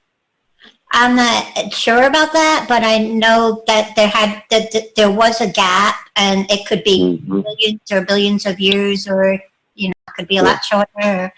But what caused the destruction? Well, the animals and the people didn't exist; only the heavenly beings existed, and we know that there was a rebellion. So whether they were cast down at that time or later, I don't know, but I think there was a huge battle and rebellion. So what do you think? Okay, so there's a question here about a gap of time, and so I just want you all to put that on the back burner. Does our Creator change in his timing between verses 1 and 2 where he has a gap? I want you to think about that, because I'm going to go to Dana next. And does he change? Or is he the same yesterday, today, and forever? Because we need to settle that. We're talking about a perfect Creator. Danon? I just got to say, this is one of the best calendar clubs I've ever been on. This one's really rocking today. I would love to see somebody make a movie. I don't know if you've ever been to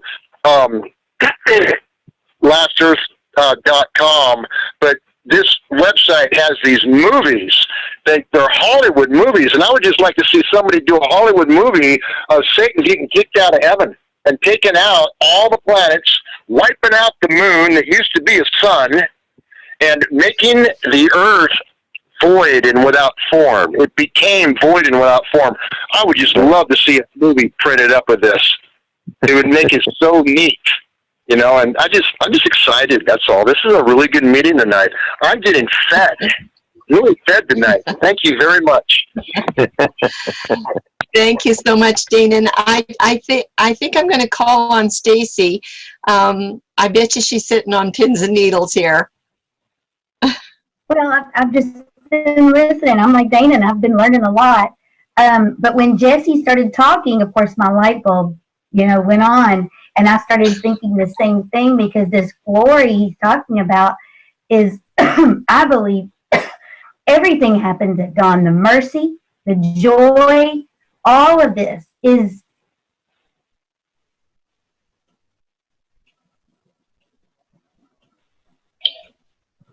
at dawn of salvation, light coming through the darkness. And so when he was talking about the glory, I see all this tied together. I believe it ties all the way back to the virgins and the oil and the light and everything. So I never really thought about it as the glory. I hadn't gotten that far. So he almost took it like another step with the things that I've been shown with the light and the it's caused me to spend my time at dawn in the morning. It's so rich, because it's like it's a replay of his mercy. It's a replay of his saving the world. It's a replay of the recreation and the restart every single morning. And it's and so you go to him at that time like David did and seek him early in all my studies. And the presence, he does not, it's almost like the Sabbath in a sense. It does not disappoint at that time of the morning. So I don't want to give away the whole thing, but I think it ties to what Jesse said, and my antenna definitely went up. So we are on the same page, Charlene. Okay, thank you. Pastor Dawn, I'm going to have you go next, and then Catherine, and then we're going to start wrapping it up with some homework. Okay. Well, I want to tell you, you have touched on things tonight that most people haven't touched on. So Damon is right. Charlene and Timothy, I have in my spirit that you have been used by the Spirit, the Rock, in a wonderful way, and you will continue in your giftings of searching out truth, which is to me a teacher versus a preacher. Now, I believe there was a creation in the beginning, verse 1, and that creation was perfect, and that Lucifer was perfect, and the angels were perfect, but over a period of time, which archaeologists will tell us, we can't figure out how we can have some fossils because they have been said to be way older than 6,000 years. Well, if you believe in this thing, you can know that that's true. Isaiah and Ezekiel, to be two of the main ones, told us what happened between those two verses. And I believe with all of my heart that the creation and the creator is never inconsistent with himself. He knows what he means, and he means what he knows. And when we figure that out, which will take us time, it will dawn on us that he was right all along. And I believe that the judgment that he brought upon that first creation is what we see in verse 2 of Genesis 1. That judgment came and the earth was replenished. He said to the people, replenish the earth. He said to those in the beginning, this is what I am. And he's never been inconsistent with himself. He's never been inconsistent with himself. It might seem like that because he said when there's a change in Hebrews when there's a change, there's got to be a change in the law. There was a change in the law, but it's not inconsistent at all. He has always been righteous. He has always been good. He has always been right. And those that were created millions and billions of years ago, if they were perfect, just like we were created perfect in as the sister says, in the recreation.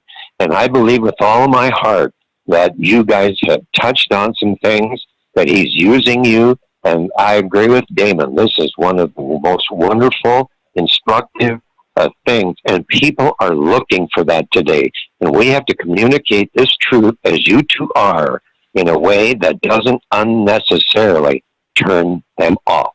Thank you. Thank you so much. Those are really encouraging words. Catherine. Yeah, you were asking a question that does Yahuwah change? Yahuwah can never change. He's the same today, yesterday, and forevermore, which you can find it in Malachi 3:6. It says, I, Yahuwah, do not change. But in Hebrews, when Messiah came, but in Hebrews it says when there is a change of the high priest, there is also has to be a change in the law. And there was. That does not take away from his fact that he's unchanging.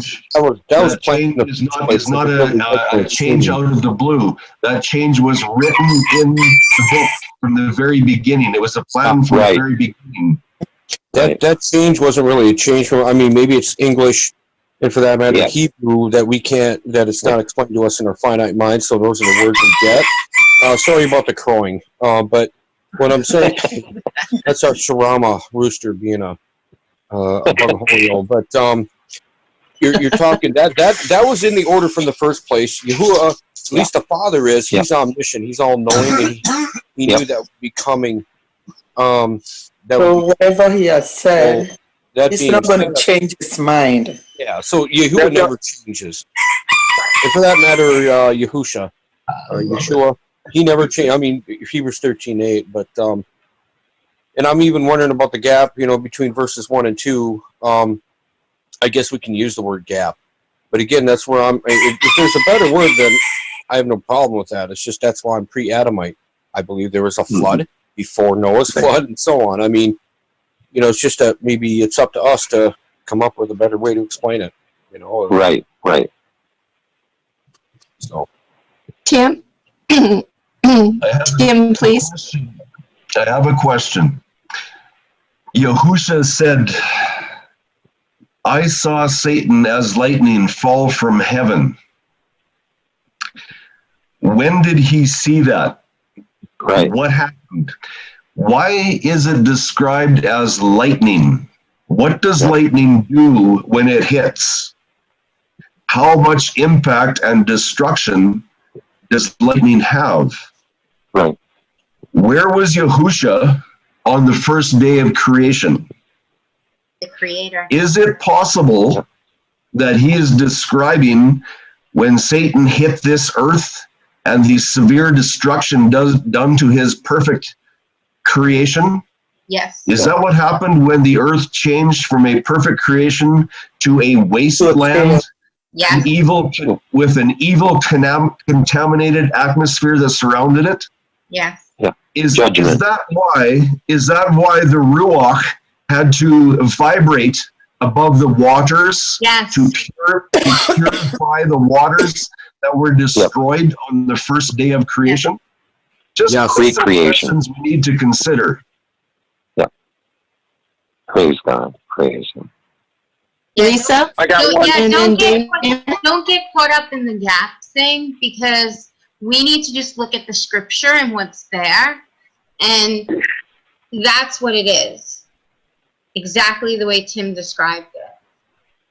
Don't get caught up in the other stuff, because people will take you on another road. But exegesis, if you understand proper exegesis, proper interpreting, that's what Tim is doing. That's what Charlene is doing. They're not they're exegeting. That's perfect. Thank you, Pastor Don. I don't know what those fancy words are, but what I do is I look at the patterns of the 7 days throughout the scriptures, and I follow those 7-day patterns. Yahuwah does not deviate from his patterns. It has to follow that pattern. He has to set a pattern in perfection first, so that we can understand as this earth progressed. Those patterns are immovable, and that's how I look at it. Yeah, good. Danon, did you have something to say? I do. Am I on? Even King David in Psalms, I love Psalms 104, verse 30. It says, "Thou sendest forth thy spirit, they are created, and thou renewest the face of the earth." When did Yahweh renew the face of the earth? And don't tell me it was the flood. It was Genesis 1. It was Genesis, man, and there is no gap there. I mean, where do you see a gap theory in the sanctuary in any of the shadow pictures? I'll be quiet. But Psalms 104 verse 30 rocks, man. King David knew the end from the beginning in the middle of the story. So they had a lot of light back then, and it's been buried since then, and now we're the repairers of the breach, baby. We're taking this to the bank. Okay, Vivian, did you have your hand up? No, I was just glorying in all the words and the fact that the word was before, and it's the Aleph and the Tav, and it's Yeshua, and Yahweh there had. So he spoke, so that's light, and it's sound, and it all was before.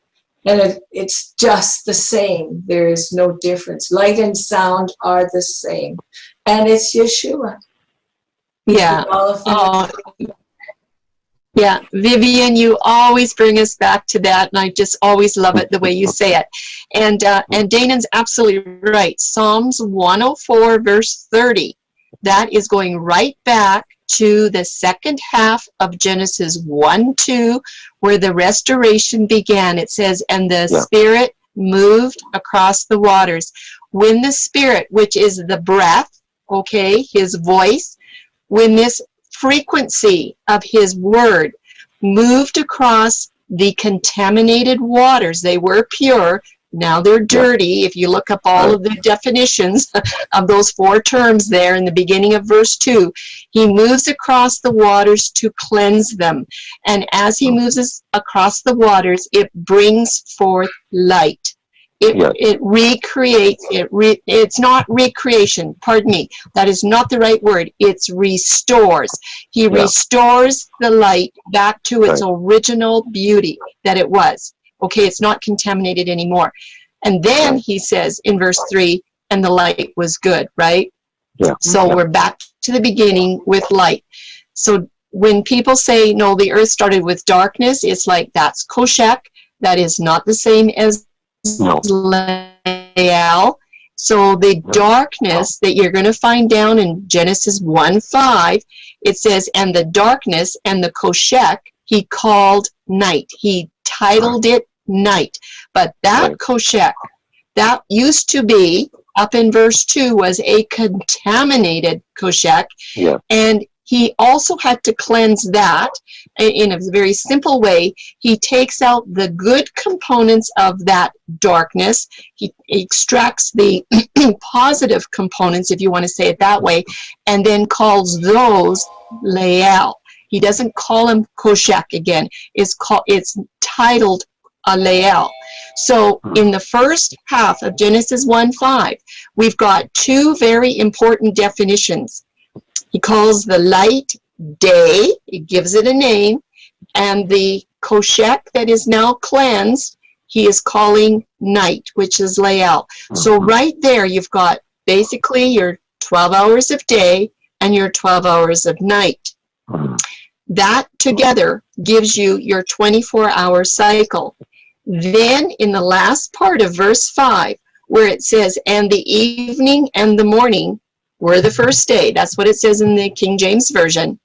Everybody says, you see, that's where the day, it tells you when the day begins. No, that's not what Yahweh is doing. He is giving you definitions. The whole verse 5 is all about definitions. He's giving you definitions of what belongs where. So we know the light is called day and the darkness is called night. Now he's saying evening and morning belong to the day season. It's not telling you when anything begins. He's just saying evening has light. It's a mixture of light and night. And morning is a mixture of light and night. And because they have light in those mixtures, they simply belong to the day season. That's what it's saying. But don't forget, morning is the cutoff. He's got the right order. So the order is light, and then it's evening, and then it's night, and then it's morning. That's the way it is every single day. Evening does not ever come after night. It's always after the day season. So does that help some of you a little bit more? Pastor Don.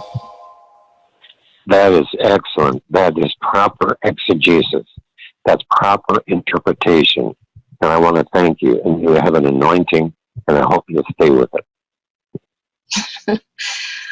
Well, Charlene? Yes, Vivian, go ahead. At the end of verse 5 there, it's very exciting because it says Echad. And it really says, so, okay, you read it, and called Yahweh the light, day, and the darkness he called night, Lael, and there was Heya, evening, Erev, V'heya, Bokar, Yom, Echad. They're one. There's no difference. They just were, and they are, and it's a unit. Always will be. I never noticed that Echad there before at the end of verse 5. And you said go to the end of verse 5, Charlene. Oh, beautiful. Okay, well, you know what? We just might continue with this tomorrow on Shabbat Zoom, but we are just 2 minutes or so before 8 o'clock, and we want to have a closing prayer so that we can dismiss those that are already at 11, 12 o'clock at night.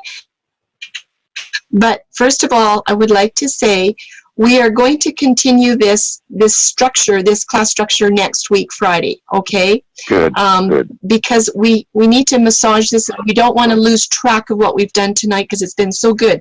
So, and I did see a question in there about the lunar Sabbaths or something in the chat. I didn't get to read them very well, but we can always maybe do that next week. So Olga, if you will remind us, we'll pick up on that next week. But do I have any volunteers here tonight that would, and everybody should do this, not just volunteers, that could write up a little something on when does the day begin? And let's say, what shall we say, Tim? 100 words or less, or 200 or less? Lisa's a teacher. She knows. What do you think? 200 words is fine. Yeah, and you know what? You might have a hard time staying at 200 words because I had to do that this the other week, write up a little something in the paper. You know, the lady asked me to write up something for Christmas, and I thought, okay, maybe I can witness here a little bit. And I'll tell you, I had a hard time keeping it to 200 words. That's not a lot of words. If you can take the time this week and put something together, let's just use when does the day begin? Let's do that, okay? You can choose to do it from the Gospels, from Genesis, from wherever you want. See if you can put something together that somebody could understand in like 200 words, something you could read in about 10 minutes. And then we'll read those. We'll have you read those next week, and we'll put something together. We'll get something put together for the website. We'll use everybody's ideas, and maybe we'll stretch it to 400 or 500 words, but we want you, this panel, to be involved in what's going to go on the website, because this is your website, and if you have an input into it on how you learn, then the people that are reading these are going to pick up on that. Because Tim and I, everybody says, you guys are so far above us, so we don't want to do it. We want you guys to do it because you're the ones that are going to be able to explain it. So we've had about 34 people here tonight. So I should have at least 34. Tim and I are exempted. I should have at least 30 contributors next week. All right. Homework. We've been doing this for over 2 years. Okay. We started November 25th. We are long past the 2-year mark, and it's time now to give some homework. So you've got all week long. Try to put something together that you think somebody could understand, or at least open the door so that they would want to ask questions. And you'll find out, just like Catherine says. Catherine said that the joy of this calendar has just reached into her heart so much that she just can't wait to share it with her family in Africa, her siblings over here in Canada and the United States, because it's been such a blessing to her. So is there any questions about the homework? Charlene? Yes. Can you hear me? This is Yes. Yes. How long did it take you to give the presentation when you went to the prison? How long? Oh, to the prison. You mean the lady at the prison? I talked to her for about 40 minutes, but a lot of that was logistics. So the Melchizedek calendar stuff, I only had 15 minutes. That's all I had. Right, but you had to. You were forced to. You had to do it because you were limited in your time. If we could keep that in our minds as we present this to other people who don't have what we have, I believe we're on the right track. And that's absolutely true. And I want to also mention, and I know Lisa will understand this as a teacher, it is a science and an art to learn how to do this. So the best way to learn is just to start practicing, because Tim and I it took us years to figure this out. We didn't start out, it didn't just pour in and we got it. No. It's a science. You have to learn how to massage this and how to do it. But as we practice on one another, and say, I'm going to read what I have, everybody, so you can help me. That's the way we all learn together. So, but I want to tell you, the Spirit was with you. And if the Spirit is with us, even in our learning process, which seems to take a long time, what's the natural process and what's the supernatural process. And the supernatural process doesn't have to take that long a time. Right. Well, that's what, you know, and the thing too is if you're talking to somebody, it's a good idea to stop once in a while and say, are you tracking with me or did I lose you completely? And like I warned this lady, I'm going to talk fast because I only have 15 minutes. And she was, you know, she was tracking. So it just takes practice. So practice on one another, practice on your spouses. Your spouses are excellent to practice on because they can't divorce you the next day and run away. And they'll give you honest feedback. They'll say, you've got me totally confused. You better start over. You know, they will give you some honest feedback, whereas somebody, your neighbor or your friend might just say, I just can't wait to get out of here. So practice on somebody you love. Anyway, Pastor Dawn, would you just... Yes, it's not just enough to give it in the spirit, the supernatural spirit. But if they're receiving it in a natural perspective, then we have to be figuring out how to get by that and how to get the supernatural into the natural. Exactly. Exactly. So Pastor Dawn, would you just close us with prayer, and then we'll just decide if the group is staying on or if there's a few more questions or whatever, and then those that need to go can be dismissed. Would you do that for us? Yes. Father in heaven, we so thank you for being with us tonight. And as Damon had said, this has been the most informative, the most wonderful thing that we have received to date. And we bless you and we praise you. We worship you. We adore you for who you are and who you know who you are, which is far higher than what we think and what we can even understand, unless we understand by the supernatural spirit. Lord, bless Charlene, bless Timothy. Give them the words of the Spirit, of the Ruach. Give them the time. Give them what they need in such a way that will be beyond. And not only as they give it to us in a supernatural way, but we will be able to receive it in a supernatural way. And we'll give you and we will praise you in Jesus' name, the Lord Jesus Christ, Yeshua, the one that we love. Amen. Good. Thank you. Sorry. All right, guys. Well, I appreciate a great study and fellowship, and I decided to stay for the prayer. So, but I really got to get going, and I hope to see you all again. That I can come in. Absolutely, you come back every time you can. Yeah, thank you for coming. Levi. Brother Merle. Levi. See you later, Jesse. Email. Blesses everybody. Yeah. I got a prayer request. Okay, a prayer request, and then Stacy had her hand up. Real quick, I got a friend up here. His name is Keith Brooks. This family was raised on the feast days. They got 1 foot in the world and 1 foot in the feast days. Yep. I've been working with Keith all week, and I've been talking with him, just like we've been doing on Calendar Club, and it's been very fruitful. Pray for him. I'm trying to get him to come to Calendar Club. His name is Keith Brooks. He's in his 30s, and he's the only one out of about 8 kids that still goes to church. They go to Bethany Chapel. They're in the Sunday movement, but he knows there's got to be more. He knows that, and him and I have been talking about the more, and he's just at the verge of coming in and joining us. So pray for him. His name is Keith Brooks, man. We need him. We really need this guy. Anyway, there you go.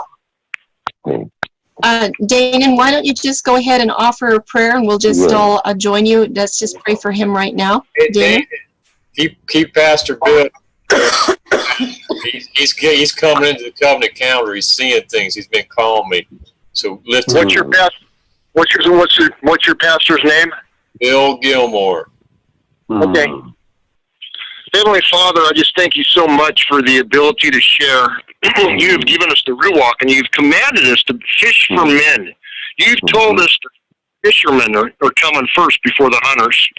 And Father, you have a wonderful timeline to know that time is short. So I pray and I ask so much for Mark's pastor. I forgot his name already, Abba. but I just pray that you would cause the Spirit to just douse him with the information Charlene has been talking to him about. I pray also, too, Father, for Keith Brooks. Father, please, I've been working in this community for a long time. It'd be so good to bring somebody into the information that we've been doing on Calendar Club. So, Father, I pray that as we all go out, that you would just anoint us with a power to fish for men. Teach us to say, anoint our mouths, Father, and help us to be patient to wait, because you got a perfect calendar, and we're on it. Thank you so much for hearing my prayer. Amen. Amen. Vivian and Carolyn and Tim, can you blow your shofars for that? And then we'll have Stacy's comment, because we're really believing in the shofars have a wonderful influence. We had answers today with prayers and shofars. Again, I think I've had one every. Okay.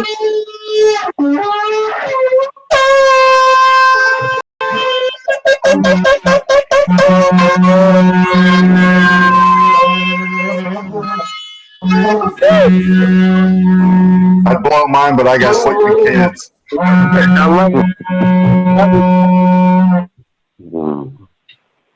Carolyn's is such a deep one. Wow, they're all different. Thank you.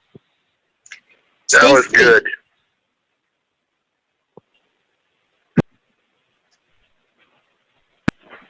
Okay, to get unmuted. Okay, I have a question. It's something unrelated, but very important. I have a heaviness because of something that happened today. Some of you know, I consider you my family, so it's like I need advice, I need help. Most of you know that I recently moved to live with my dad because my mom passed away. And so I'm here where I grew up, in this place.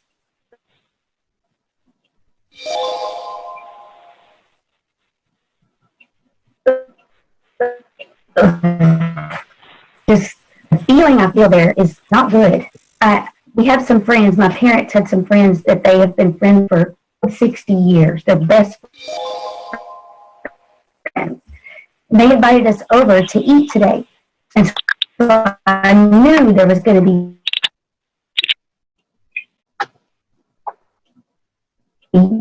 I'm letting it everything, you know. And so I saw some, okay, I can have this. Anyway, I get to the table and I'm eating these peas that have little tomatoes in them. And by the time I got to the third bite, there was bacon in those peas. And I didn't make a big scene or anything like that. I'm like, what did I do wrong? How do you avoid this? Do you disconnect from everything? I don't like the way I feel. It's such a horrible heaviness. And so, you know, first, I'm a very convicted person. So the first thing I'm going to do is blame myself because I didn't, maybe I shouldn't be going. Maybe I shouldn't be doing this.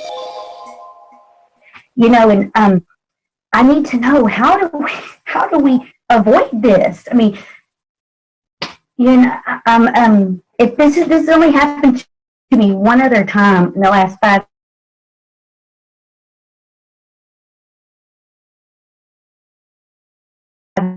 years, and I hate it. So help me out here, Faith. Can anybody help me? I could say Lisa. Yeah. We're learning, and we learn through mistakes. And the same thing happened to me. I think last summer I was down south, and we went to the famous Whistle Stop Cafe, where that fried green tomatoes movie was, and I got the vegetable lunch. And of course, down south, I forgot they cook everything in pork fat. So I'm eating these black-eyed peas, and halfway through, I'm like, oh my God, what is that taste? even reading labels and everything, it's funny, Matthew just spoke about this last week on Shabbat. Were you there on Shabbat on last week? Matthew came for yeah, but I remember that. Yeah, so he was saying that scripture verse, how you have to ask questions first. Ask the questions first and then decide whether you can eat it or not. Right. And we have to kind of remember that, and it's hard. It's so hard. Let me tell you, the enemy has screwed up all our food. Even like Tamara's son was saying that, and I never knew this, that non-GMO is GMO. Like, everything is so messed up, and I don't know. I guess we could just avoid it to the best of our ability and pray, and I guess that's why we pray over our food too. But don't be hard on yourself. He knows your heart, and you know, we're learning. Yes, that's it, right. Jesse, have you got something to add? Yeah, I do. I mean, and not to brag on my prayers or anything like that, but every morning on my ride into work, I have a long drive and there's lots of alone time. And I always make sure to ask the Father to help me avoid anything that may be displeasing to Him, you know, or a defilement to myself. And it's like they're saying, you know, everything is corrupted and polluted. Even the air we're breathing is contaminated. I mean, there's literally no way to avoid it anymore. That's how corrupt everything has become. I just wanted to, you know, throw that out there, you know, ask Him to help you. You guys, my internet keeps dropping, and so I just wanted y'all to know. I don't know if y'all can tell, but I've dropped like 5 times tonight. So I don't know. I heard part of what you said, Jesse.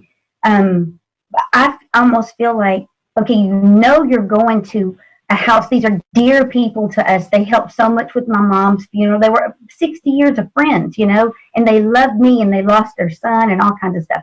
So I know they eat this way, but they know how I eat. So she had these potatoes that had bacon all over them, but then she had some fried potatoes with nothing on them, so I could have those.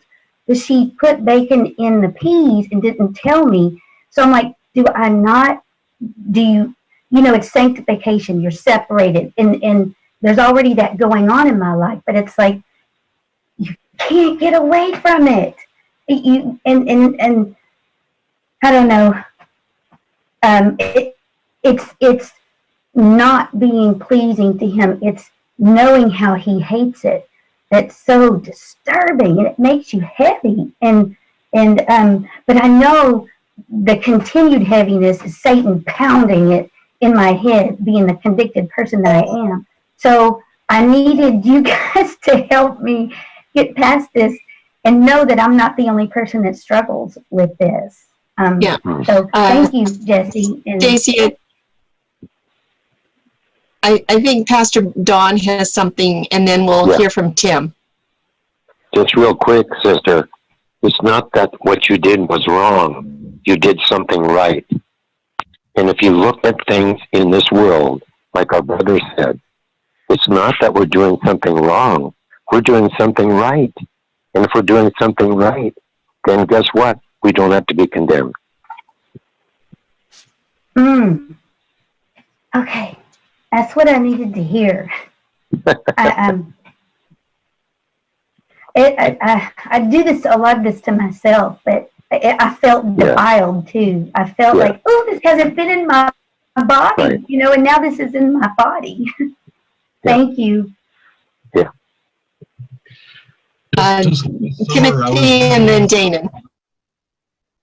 Just last summer, I was visiting some people, and I didn't know the people very well, and my mind was elsewhere. I ate, I forget, some mixture that had ham in it. I didn't realize it. About halfway through, I excused myself, went for a walk out in the back, and removed it. my finger. And yeah, if you feel terrible, you feel absolutely terrible. However, then comes dawn, and his mercy is forever. Praise Yahweh. Yes. Yes. I can't wait till tomorrow morning. Thank you. Okay, Danon. I was just going to suggest to Stacy, I don't know how close you are with these people, but I'm really outspoken, and I usually draw a line in the sand, and I let people know I don't eat pork, and that I try to abide by the laws in the Bible. And people are interested when I tell them. When you bite into something and you're not paying attention and it's not brought up and it's pork. I had that happen to me a couple of weeks with a breakfast burrito. And the first thing I wanted to do was go in the back and talk to the cook. But I just realized that I just needed to pay attention to my temperament, and I just threw the burrito away. But I let people know. You know, when I have friends over and we're eating, I bring it up just to bring it up, because if they're going to be inviting me to their house, I want them to know it's like a diabetic. You can't have sugar. Let them know that you don't want to eat pork and you don't eat the unclean meats. Sometimes it rubs people the wrong way, but it might start a subject where you can talk to them and witness to them. You never know where it'll lead. Your witness will shine. They know this. They know this. They know I'm different. You know, my parents have already told them. They know this. But let me tell you what she said to me. She said, Stacy, you don't like the peas? I said, Ginger, there's pork in the peas. And I didn't know it. And she said, oh, well, I just put a little bit. Little bit's not going to hurt you. I said, yeah. I said, yes, it will. And I said, it's obedience. And, you know, she can be a little bit argumentative sometimes. And I have no problem saying this is what I don't eat or this or whatever. And this is why. But she said, well, a little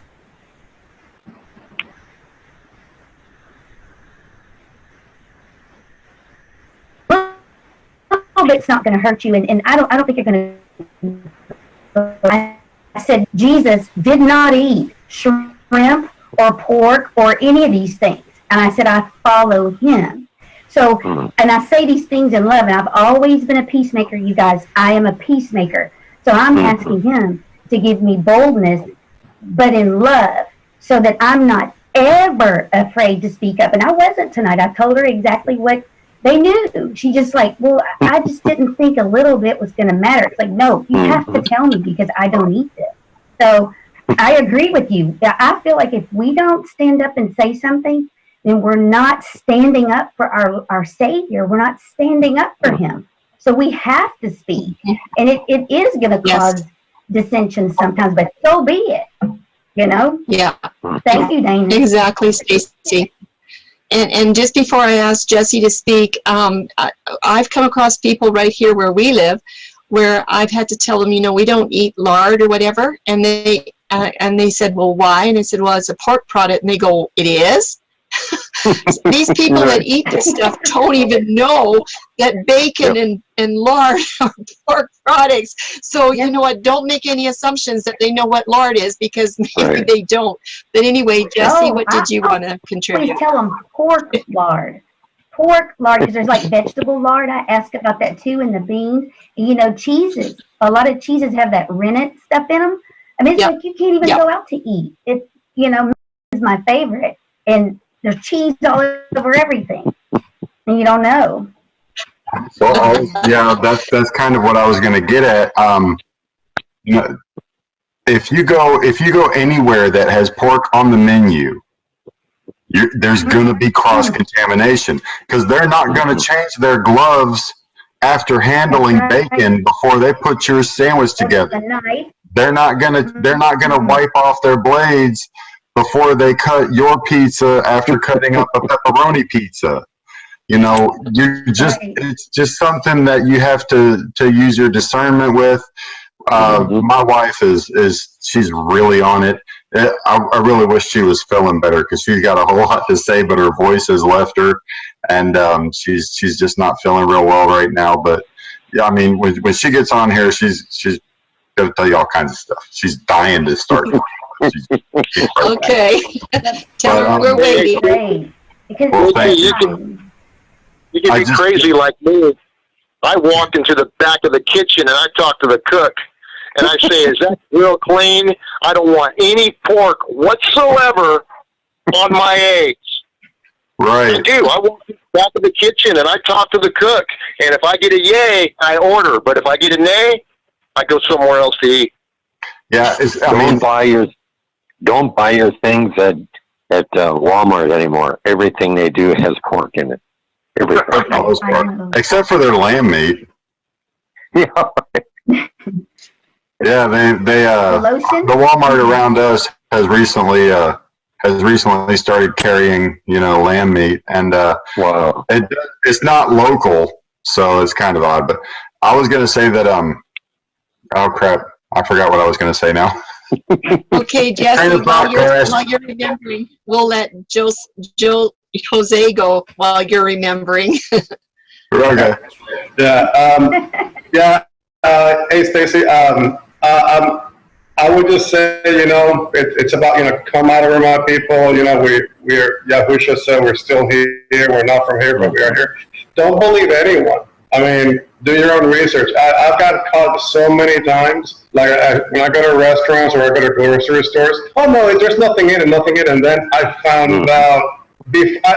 Sometimes I did my research before, even after they said that there's no pork ingredients. I even went online and checked some certain ingredients before I consumed it, and then I found out that they were wrong because they don't know. See, I mean, this group knows. I mean, this group will do our research. We have been, with people who have been years and years, studying this, and the people out there that just don't know, many of them. So I just don't think, even though they don't think they're lying to you, most likely they're not telling you the truth, So that's just, that's part of just having your guard on. And I went to a sushi restaurant the other day, and I wanted everything clean. I even checked where they even made the sushi. And one of the ingredients in there, she kept saying, "No, there's no shellfish in that." But then I went in the online, then I found out that there was some parts of shellfish in there, and she didn't know, but she wasn't eating it.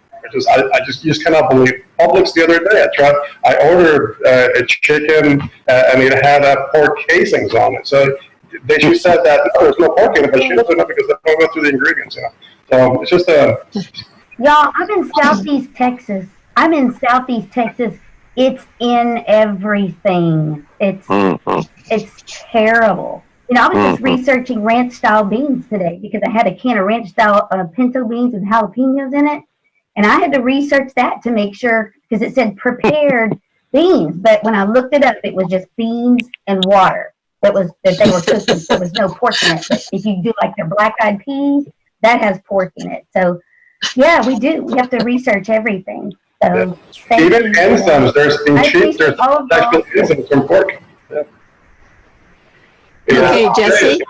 My wife was telling me, she said this was for Dane, and she said, even if you go back there and demand that they wash everything, the plastic will still hold the pork grease.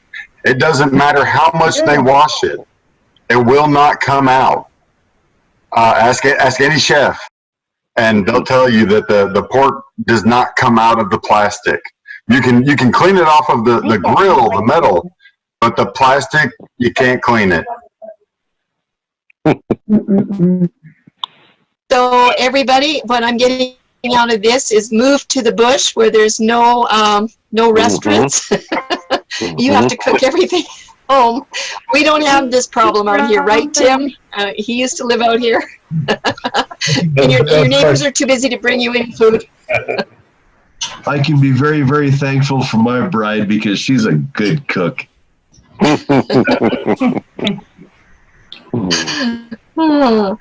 Okay. Well, I'm going to sign out, I just want to thank everybody for being here tonight. You're welcome to stay. And I guess I don't know how the meeting gets closed out because the host isn't here, but I've had a really busy week, and I think Tim is too. But thank you everyone for your participation. It was absolutely wonderful tonight. We're going to do this again next week, but we're going to hone in on your homework projects. And even if you're just not a writer or whatever, just do something and you'll see how much fun you have. And we're going to hear your assignments next week. And yeah, we've had a really fun session. So I just want to thank everybody. Tim, if you want to stay on, you can. And I'm just going to say good night. Thank you, everyone, for being here. Charlene, send me your phone number or something. Send it to me. I'm going to contact you. Keep up the good work. Oh, Dawn, don't you have my phone number? Well, I thought I did, but I don't. So give it to me again on the phone. Just text it to me. Oh, well, I'll just, if you've got a pencil, I'll just give it to you now. It's not a big deal. You have a pencil? No, I don't have one. No, I don't. Okay. I'll have to call you then. Okay. Okay, Thank Don. you. Thank you, everyone. Good night. Good night. Stacy, I just want to make a comment. Are you still here, Stacy? Mm-hmm. I'm here. I had a couple responses, 2 responses actually. Number one, I don't eat out at all. I was a king of eating out. I was a big boy. I'm 6'2", 160 pounds now. I'm not skinny, but I'm not muscular. So I tell you what, me and my wife, we go out to eat at a good place and we feel like crap because we eat good food. Our body's a temple of the Messiah, is where he dwells. The Spirit, the living Yah dwells in us, right? So we have to magnify him and give and honor him in everything we put in our body and what we do. That's great. There's been a time where I ate somebody's food, it had pepperoni in it. Man, my stomach just felt horrible. Wait a minute, there's pepperoni in here. And we didn't eat out. It was at a potluck, people someplace. And I just bring my own food wherever I go. I said, I'm sorry, I'm on a special diet. And you can find out people's hearts by this, too. And here's another way you can find out people's hearts, too. An example happened to me one time. I was teaching a Bible class at a mental health club, and I came into the name and I came into the feast, and this was back in 2003. And I thought, oh, Father, what am I going to do? These people are going to be offended because I know they know your name. Same thing with pork. People are going to be offended because they worship this stuff. I mean, especially here in the South in Arkansas, you're in Texas, the South worships pork. You can't go out and eat. Domino's have lard in their pork. Or in their pizza crust, there's lard in it, and that's pork in Domino's. You have to do your research. So anyways, going back to this class, I got off that track. I was praying to the Father, and he goes, well, are you going to offend them people, or are you going to offend me? And boy, I dropped on my knees, and I prayed. Because I knew the answer to that. It's a no-brainer. If you put the people before the Father, and that's what Saul did. That's what the Father showed me. Saul did the exact same thing. He put the people before what Yahuwah told him through the prophet. To kill all the people, the cattle, children. And that we're in the same place. Are we going to worry about offense? But we have to do it in love and compassion, and it's going to offend some people. There's just no ifs, ands, or buts. You're going to find out who people really are, and then you're going to find out people that, hey, they're going to stir it up and ask you questions. Really? And we're a living testimony of the law. It's written on our hearts. We're showing it to people through our observance to the whole word. I have a question. If it's kosher and it has the kosher mark on it, I live in New York in a very high kosher area. I can actually shop in a Lat Mart supermarket, where the Jewish people are. But how do you feel about that? Do you feel that that's safe? I mean, I would be very cautious because they consider certain things clean that the Bible says aren't. They do. Yes. I heard some other meats, and there's a recent article about it, and somebody just confirmed it a couple of weeks ago in the Shabbat that they're considering buying halal meat. You know, so I mean, and they're supposed to consider that kosher, because to them that's not a sin. You see, but to Yahuwah it is a sin. Because even the people that read the Talmud, there's a huge conflict between what the commandments say and what their rabbis say. And sometimes they just love to follow traditions of man over the tradition or the commandments of Yah, because their hearts are far from Him. So you're going to see a lot of defilement being produced through the foods that they distribute. Well, you know, and so I don't even trust kosher. Gotta go further. You know. Thank you. I agree, because those halal foods, you got to look that word halal up. They sacrifice those foods to Allah. Yes. The kosher foods have the same mark on a lot of halal foods. And I bought a candy bar one time and I ate it. And I looked at the wrapper. Well, you talk about feeling defiled, but like one brother said, Timothy said earlier, the next day you pray and you can be forgiven because your intention of your heart was not to defile Yahuwah's word. And He knows that. But when we repent, you know, that's what He's looking for. Even unknowingly we do stuff, we still repent. I mean, that's because of the Spirit's in us. Yeah, my wife and I, we've kind of been throwing around the idea of opening a restaurant, calling it the Clean Kitchen or something along those lines. I got scripturally clean foods, not anything part of any Jewish tradition or anything that. I mean, I heard. I'm not entirely sure how true this is. But I've heard that they're genetically blending mice and pigs, and the Jewish rabbis are considering it clean to eat. I mean, what an abomination! And they're considering that clean to eat. Could that be an abomination of desolation into our temple? I mean, you know, I don't know. It's just a question. For how many years have you know what He says He's going to do in Jeremiah? Those that are eating the mice and the swine, He's going to strike them down. That's it. And you know, we're living in a day that meat is just unsafe. I don't care how you raise it. And I have friends that slaughter their animals the correct way. You know, meat is just unsafe to eat, man. We're living in, I mean, really. Meat is unsafe to eat. If you're eating meat, something's wrong. Right. Well, everything's unclean. You look, they're spraying the clouds. My grandma lived here in Arkansas, and she prayed this prayer. I'll tell you what, this is the prayer we should always pray. And I'm just glad you're bringing this up, because everything's tainted. They're spraying stuff, they can call it organic, but you know, that spray is going in the organic even too. I pray, this is what my grandma prayed over food. I pray that this Spirit blesses my spirit, soul, and body. If there be any pollutants in it, please take it out, Father. And may we magnify you with the nourishment of this food to our spirit, soul, and body. I got a Bible study right here from a Hebrew guy, and Charlene gave it to me. And you know, I've been eating meat all my life. I was born and raised on a ranch. But after listening to this Hebrew guy, he shows you God never intended us to eat meat, ever. So that's something to think about. He didn't allow it till Noah. He didn't even. Well, there wasn't any kill until there was sin on the earth, was it? I think that was His permissive will. Yeah. I think that was His permissive will. I agree, Dana. And I think His perfect will is not to eat meat. Well, I mean, how can you eat? You can't eat a living animal.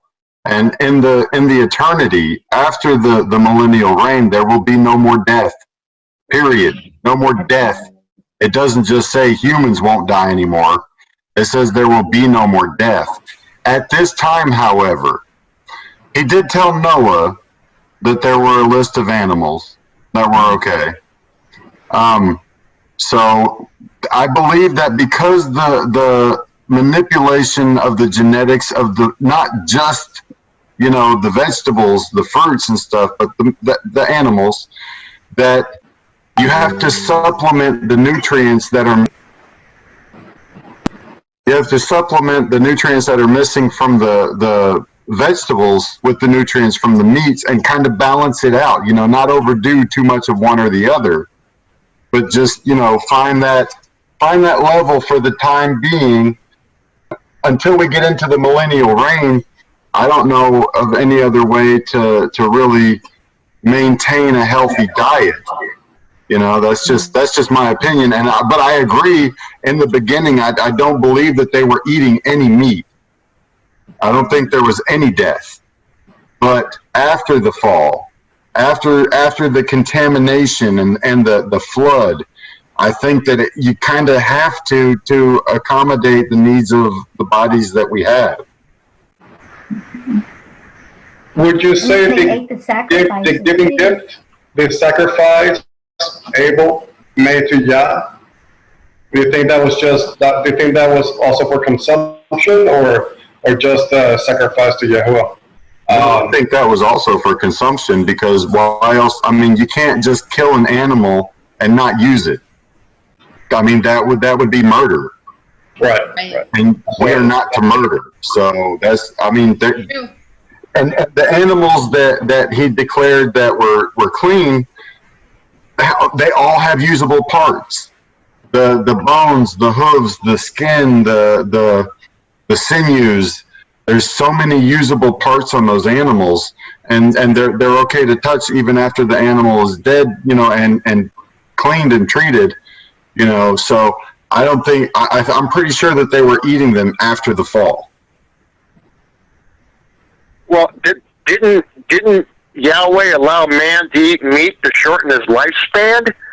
I heard that from somebody a long time ago, and I've always held on to that it was because of, after the fall, Yahweh allowed man to eat meat, and it shortened their lifespan. I mean, the lifespan started being shortened to 80 years when they started eating meat.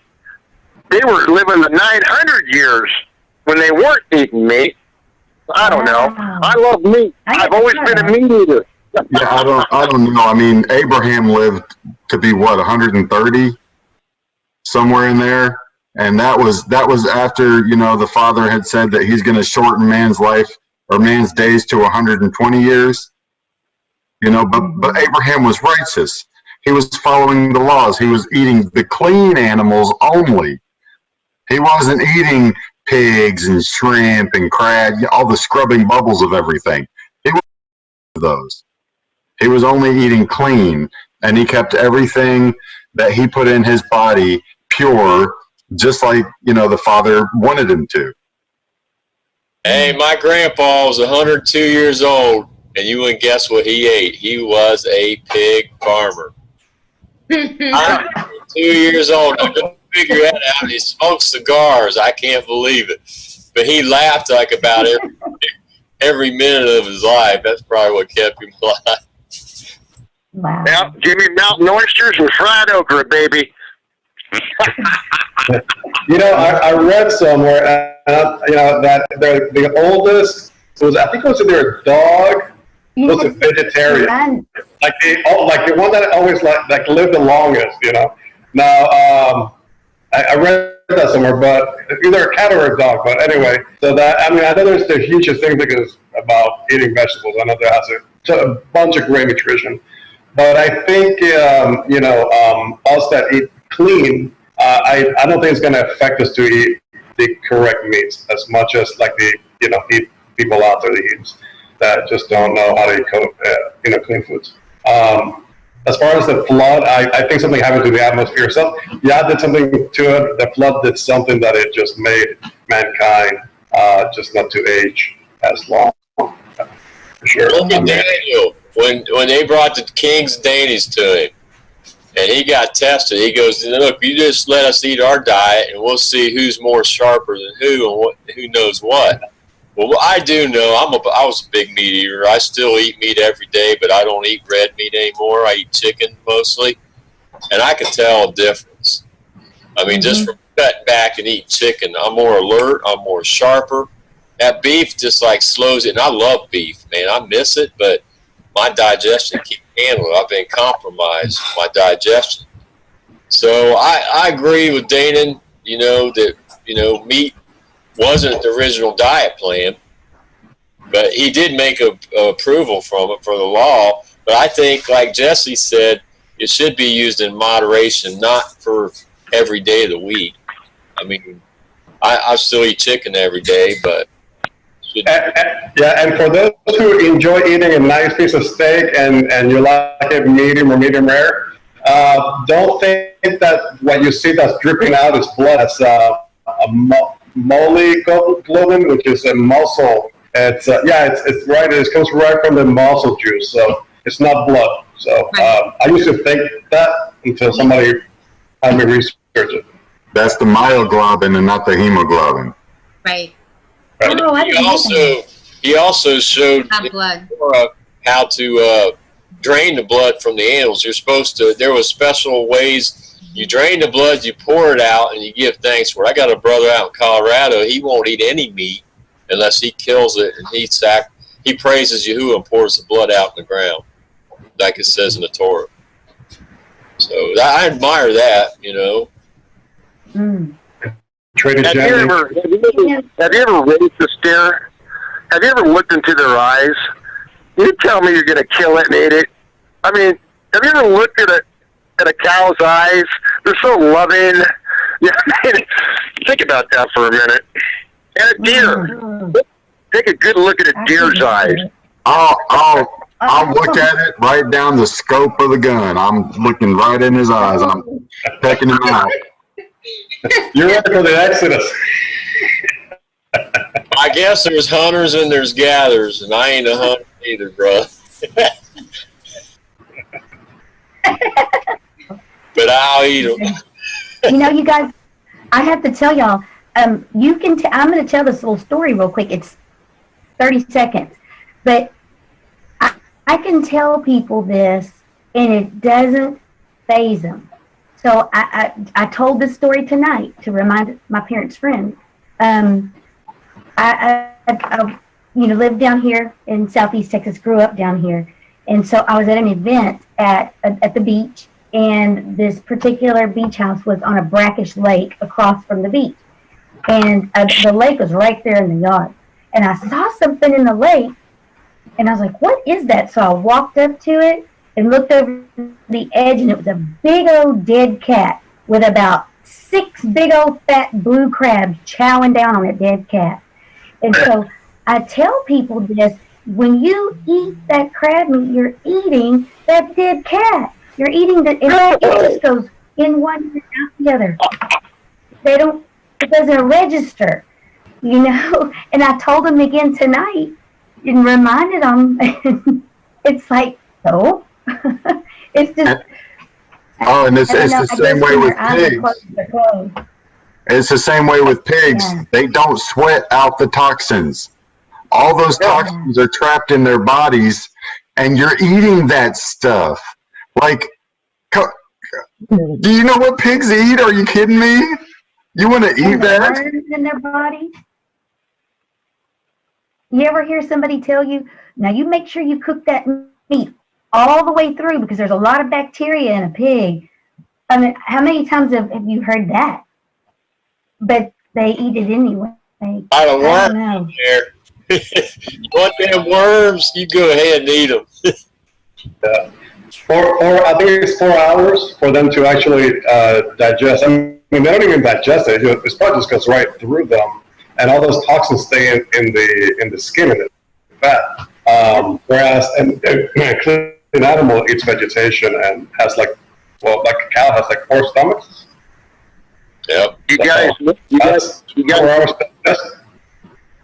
you know that it takes 3 to 4 days to eliminate meat out of your body. You know that, don't you? I mean, you can eat vegetables and go to the bathroom the next day or the next morning. Meat, pepper, it takes 4 days for you to eliminate it out of your body. So it sits in your body and ferments. Parasites. If you eat meat, you got parasites, man. That's a proven fact. All meat eaters have parasites. I'm sorry, it's a done deal. All I know is my favorite food is the bread. I love bread. I'm a bread person. I love cereal. I love bread. I love oatmeal. I love cornbread. I love my bread. There you go. Brother, cornbread, meal, bread. That's me. You know, I like this comment Carol Martin wrote on there. I believe we're going back to the garden. The Father's going to get us back there to that perfect. Yeah. Yes. I agree. Fruit. I was vegetarian for 10 months. And when I was living in Ohio back in, what year was that, honey? 2003, 2004. 10 months and my wife's cooking meat. And I'm like 212 pounds in. And I don't want any meat. She's cooking. I said, I don't want any. You sure? No, I don't want any. You want some meat? A little bit later, you want some meat? I said, no. So I just ate it to shut her up. And when I ate it, I never went back to vegetarian. It's addicting. Meat is addicting. I challenge all of you. If you don't think meat's addicting, you try not eat it for a while. I can't do it. I'm going to eat it. I'm vegetarian. I agree. It brings out the animal instinct, too. Well, they say, you heard that quote, you are what you eat. So I guess you're a pepper when you want to Call me Bambi. Oh, I saw a video of Joel Osteen preaching out of the Old Testament, Leviticus. Yeah. I mean, it was like one of those clips, you know, they took a snippet, and they actually, you know, they were like, we gotta show this to Christian people because he's even getting it. You know, so he actually supposedly eats all clean meats, and he's teaching the whole congregation, don't eat pork, don't eat shellfish. I'm like, am I hearing this correct? That's Joel Osteen actually preaching the Torah. And I'm like, wow. And I'm kind of hoping that maybe if that one commandment and his heart is ready to really, really love Yah, it might produce more, and before you know it, the first will be last and the last will be first. I mean, I'm just saying, there are people out there that may come to repentance, and like I think Benny Hinn just claimed, I don't want no more money. There's people that are changing. They're starting to see changes on people now, and I hope that it works on these people's hearts more than anything, because their minds are way out there. Their doctrines are. I know that some peppers have been altered. They've been changed to be hotter. They've been changed to, you know, to enhance flavor. You know, just they're non-laboratory genetically modified plants. You know what I mean? Like the people get the characteristics of whatever pepper they're looking for, and they keep growing that until they get the desired effect. Yeah. But man, I tell you what, I love the hot peppers. The hotter, the better. I like, you know, all those. I try not to do too much because I know it's not good, you know, for your stomach lining and things like that because of the capsaicin in it. If you get too much, if it gets, you know, it could destroy your stomach lining, cause ulcers. It could damage your esophagus. But yeah, I saw the jalapeno cornbread comment, Ashley, and I was like, yeah, that's what I'm talking about. Okay, this is Carol. Can you hear me? Uh-huh. Can you hear Carol? Yes. Okay. I just unmuted my mic. I've been texting like crazy. I don't know who that was saying about Joel Osteen just now. Jesse. Okay. Oh, no. Jose. Okay. I just wanted to let you guys know that there was a comment on YouTube earlier that Joel Osteen and Kanye West will be in Yankee Stadium in May of 2020, and Joel Osteen just invited Kanye West to his huge church.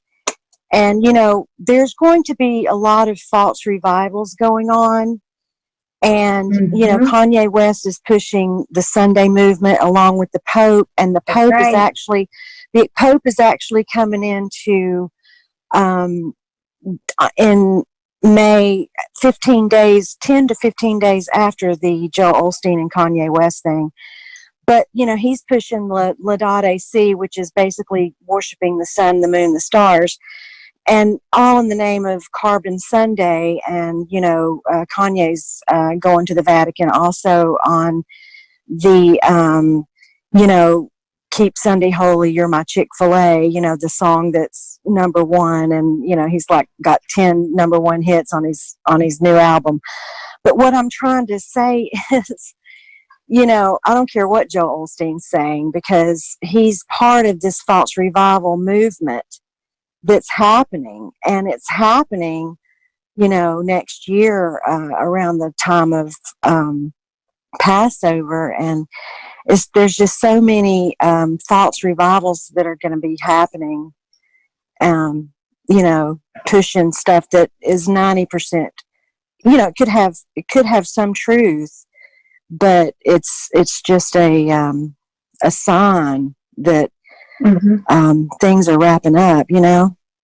I don't know if you're familiar with the Laudate Si document that the Pope is pushing, but the climate change agenda is going to bring in the mark of the beast, which is basically Sunday worship along with false Trinity and everything else that is, part of the abomination of desolation, the church and state, and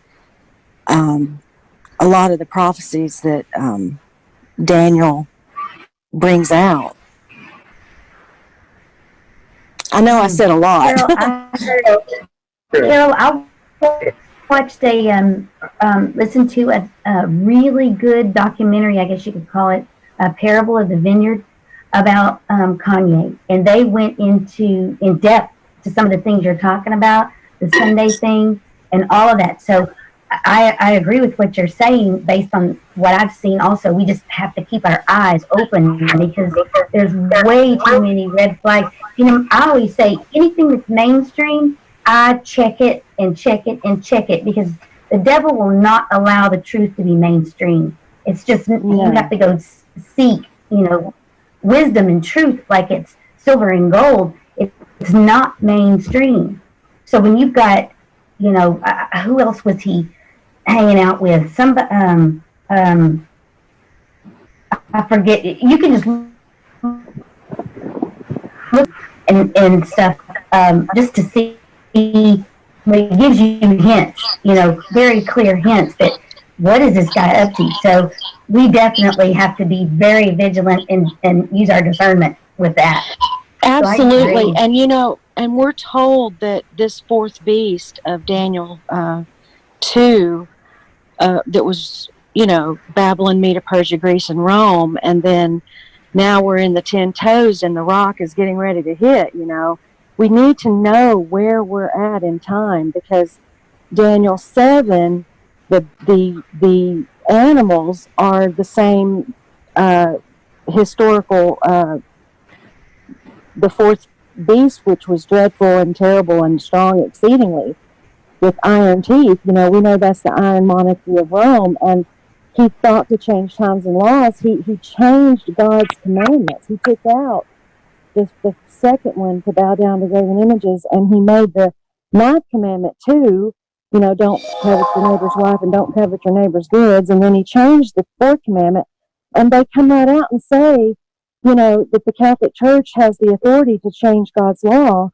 and the churches, the Protestant churches, are basically bowing to the Catholic Church because they changed the Sabbath, to Sunday. And Constantine did that in 338, AD, when the vision came, and it was like conquering this vision of the sun, and the Dark Ages and everything else happened. The falling away happened, and now the beast was wounded after the 1260 days or years, which Parable of the Vineyard brings that out too. But since 1929, Mussolini gave him his power back, so the wound is healed. Okay, and now all the world's wondering after the beast, and so this is not a small thing. We're seeing prophecy being fulfilled right before our eyes, And if you're not familiar with Daniel 7, please email me, because I have a whole study on that, Daniel 2 and 7. It's very important. That is, the spirit of prophecy is the testimony of Jesus. We have to understand the time in which we're living. And a lot of people are not taught this because of the Jesuit dispensation, which is also from the Vatican. And, the Jesuit dispensationalism has taken these prophecies and have basically said they're not important. And even my son-in-law, who is a Methodist minister, and and taught in the theology that the forefathers, which are basically Roman Jesuits, that have infiltrated, look up Alberto Rivera and read his testimonies.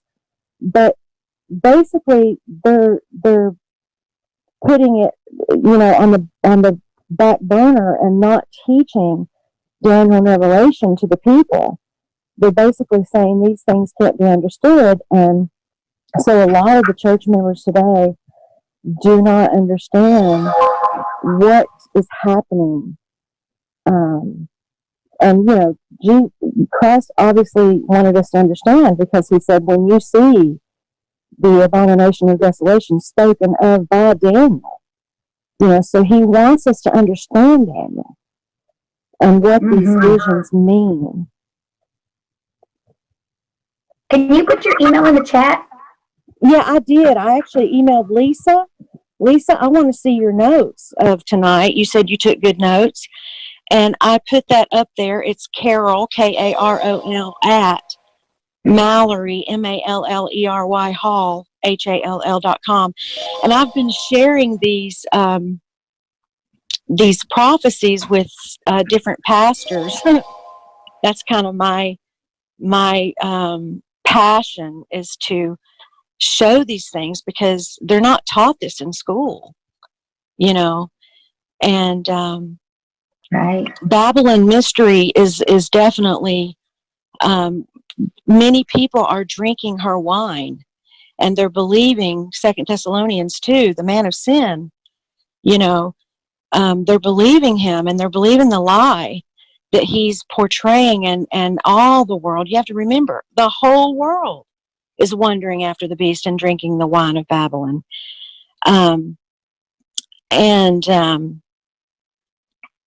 So that's part of our message, brothers and sisters, that we need to give the three angels messages to come out of her, my people, and not receive the mark of her authority. Because if we go with this law that they're getting ready to pass, and we bow down to, it's just, it's coming. Those three angels, man, are screaming right now. They sure are, brother. And you got four angels holding back the four winds of strife. Woo! Exactly. And that fourth angel, he blows after the three, because there have been other sins coming into the churches, even since the Protestant Reformation, and the people that have come out of a lot of these churches that have not really, the Reformation is progressive, truth is progressive, and these reformers, they knew who the Antichrist was. You go look it up. Look up Martin Luther and John Knox and John Huss, and that was burned at the stake and sang while he died. They knew who the Antichrist was. There was no question. They knew it was Rome. And also another thing, write this down. Go look at the I put some of these comments on YouTube, but go look at the secret. Let's see, the history of the Bible. Okay, there's three of them, and the Road to Babylon, the history of the Bible, which goes into the Jesuit order, and the Protestant Reformation. But they knew who this beast was, who this fourth beast was, who would wear. He does several things in Daniel 7. He wears out the saints of the Most High. Okay, 5 billion Christians were killed by the Crusaders through the Dark Ages. Okay, he wears out the saints of the Most High. He thinks to change times and laws. Well, what did the Roman Church do? They changed the Sabbath and God's laws, but they also changed the Jewish. They call them Jewish festivals. What they did, they took all of God's holidays and changed them into pagan holidays. Easter, Christmas, and all that. He thinks to change times and laws. They also changed the Gregorian calendar, which, you know, the Roman reckoning. Have you gotten your head in the Melchizedek yet? Oh, absolutely. In the Book of the Law, the Book of the Covenant. Have you been studying with?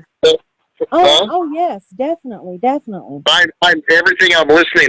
I'm 5 generations Adventist, and I know exactly what you're talking about. In fact, my passion, absolutely, brother. Amen. And my I passion just for my started people. studying the Melchizedek about 2 years ago, and I mean, I'm praising the Lord, but you know, some of the Melchizedek and Hebrew roots aren't familiar with Daniel 2 and 7. So when you put it all together, it's like, wow, we don't have. I mean, I'm moving to the mountains. Okay, I'm up here in the mountains. We got a lot of work to do because the Sabbath more fully is what we're talking about. And back in the 1800s, see, I pretty much, you know, I know my beginnings.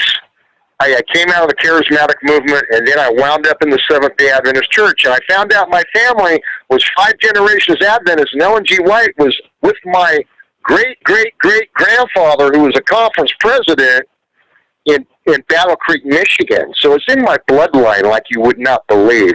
But this one thing I've had to do, I've had to let it go. That was the 1800s.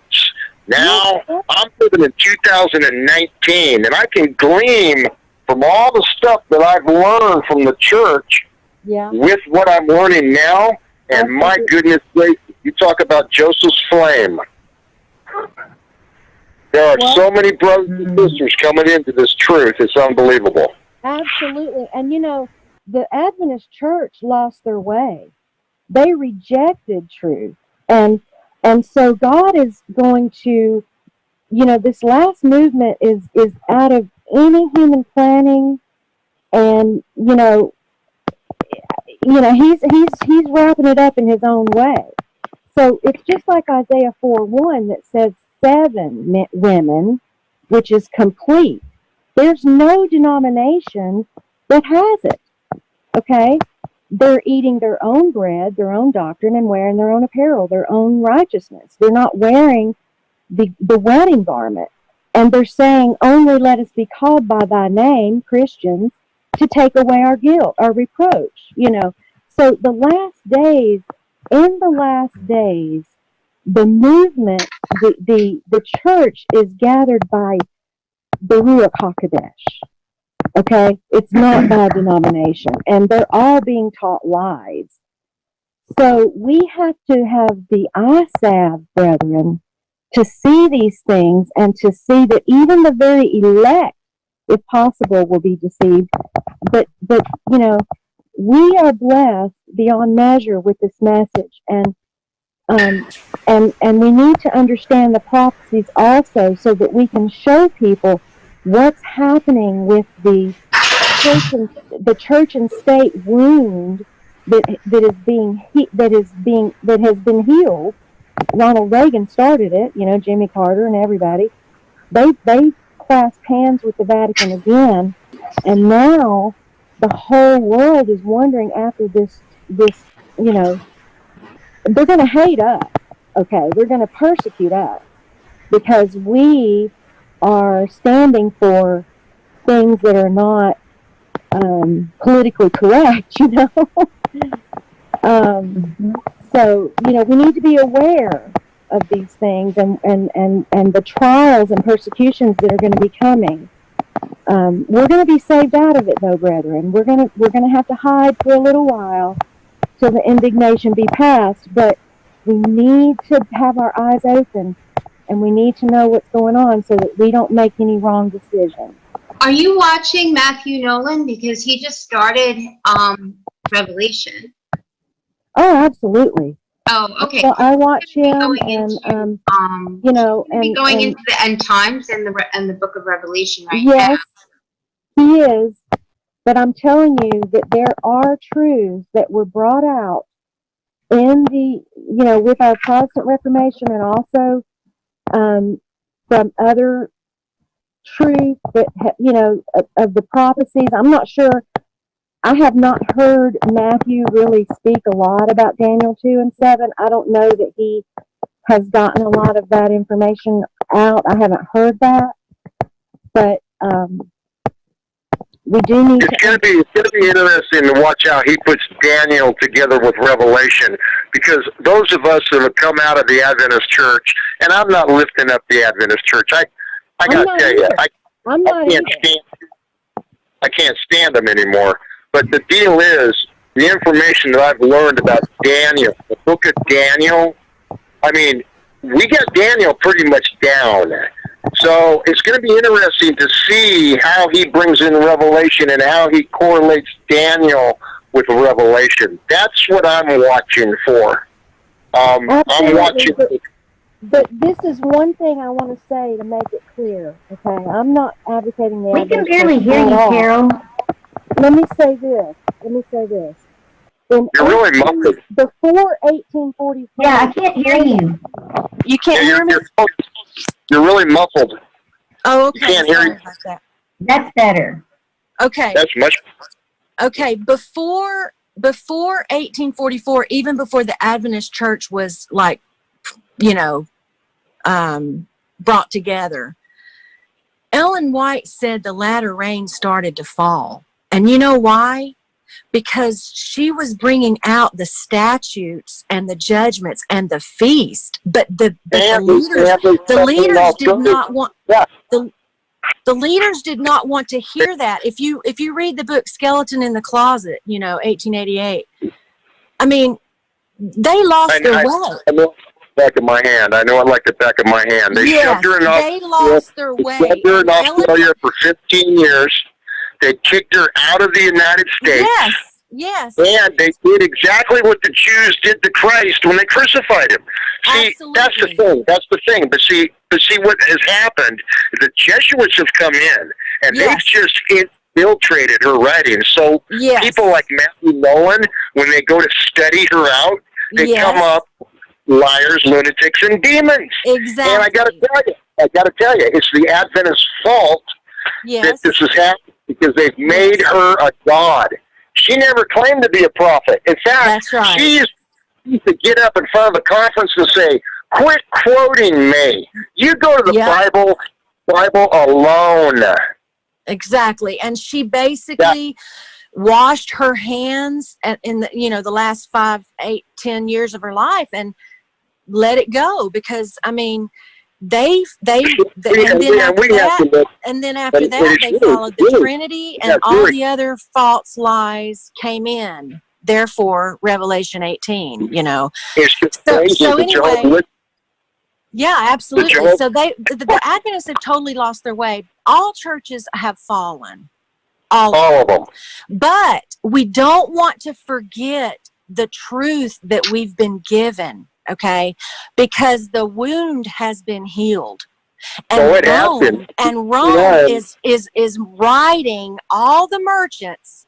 Okay, the New World Order is forming. Okay, and so we don't want to lose the truth. We don't want to throw the baby out with the bathwater. Okay, what we have been taught in the 1800s was important, and we want to look at it in now. The light that we've been discussing, the light of of Revelation 18, is shining, because we are getting the statute truth and we are getting the dawn truth. And so now this light is going to shine all over the world, and it's Revelation 18. See, it really is. It really is. The 1800s, and the Protestant Reformation started it. And then the 1800s started the three angels' messages of Revelation 14. But now and they have all just fallen off the platform. They've accepted the Trinity and everything else Roman, okay, and lesbianism and whatever else you want to talk about. But now Revelation 18 is shining. And so that's our job. We are the true witness that wakes up the virgins. Okay, we are it. We are the people that Yeshua wants to use to wake up the virgins to get extra oil in their lamps, and say, hey, the bridegroom's coming. Go ye out to meet him and prepare for the wedding. I'm preaching. How many people are still on Zoom right now? Excuse me? How many people are on 7. Huh? 7 or 10. I'm sorry, 10. Okay. 10. There's a whole bunch. I really love 1495 to 1920. You got Martin Luther. They're just coming out of the Dark Ages. Everybody's coming out of the Dark Ages, and Martin Luther nails a census on the wall. He claims that the Pope's Antichrist. Yep. But nobody really understands that it's really the Ashkenazi Jews that invented the Roman Catholic Church as a smokescreen. And Absolutely. now they're the second Babylon. They're the second Babylon. It's crazy. And they have more spiritualism than even, well, not more, but they're just as evil as Rome. I mean, they believe in, the immortality of the soul, all that. I know it, yeah. Do you remember Jim Arabito? Oh, listen, I have his library. I mean, I you know what? Check this out. Jim used to be he used to be a really good friend of mine, and I know that if he was alive today, he'd be here on Calendar Club with us, man. You know what, brother? You just struck the chord in my heart. I'm gonna cry. You know what? I'm gonna cry now, because in the 80s, Yahuwah brought me that truth. And I was raised Church of God, but I never joined a church. Okay, I was baptized in the lake, but the people that I studied with, they would not join any church because they weren't teaching truth. And I watched everything of Jim Arabito. Jim Arabito was not even recognized by his own people who he was and what he was doing with the Ruach. The Jesuits killed him. The Jesuits killed him. Yeah. And I got the opportunity to redo his presentation 666. His wife gave me permission to do it, so I took 950 slides.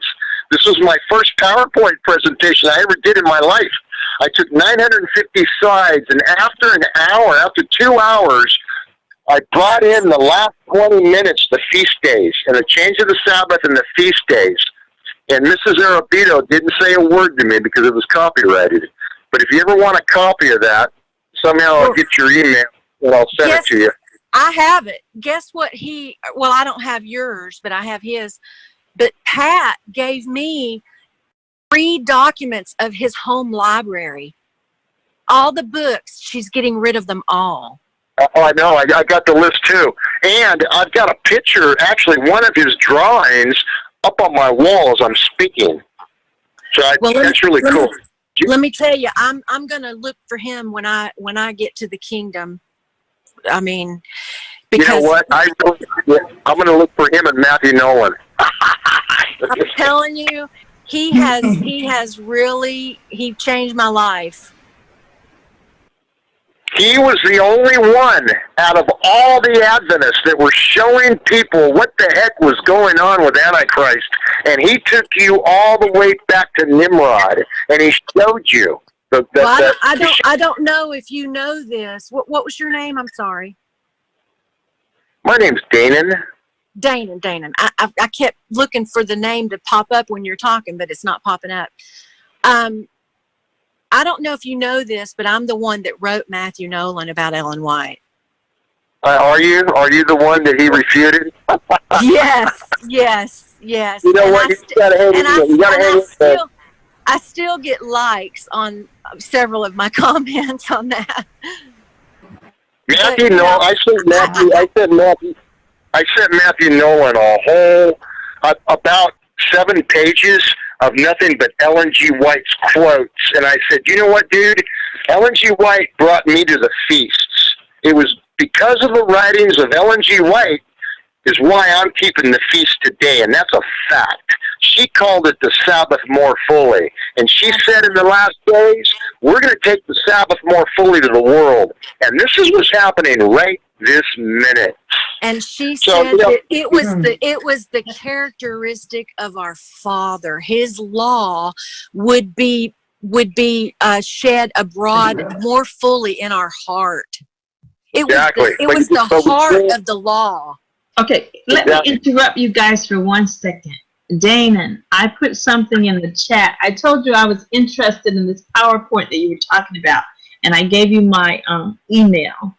And I'm not in the Zoom right now. I'm actually on the phone. My computer's on. I'm on the phone. Let me give you. You guys write down my email address, okay? Okay. You guys got pen and paper? Hold on a minute. And the other woman I was talking to. Okay, go ahead. It's Malky Boy. It's MALKIBOY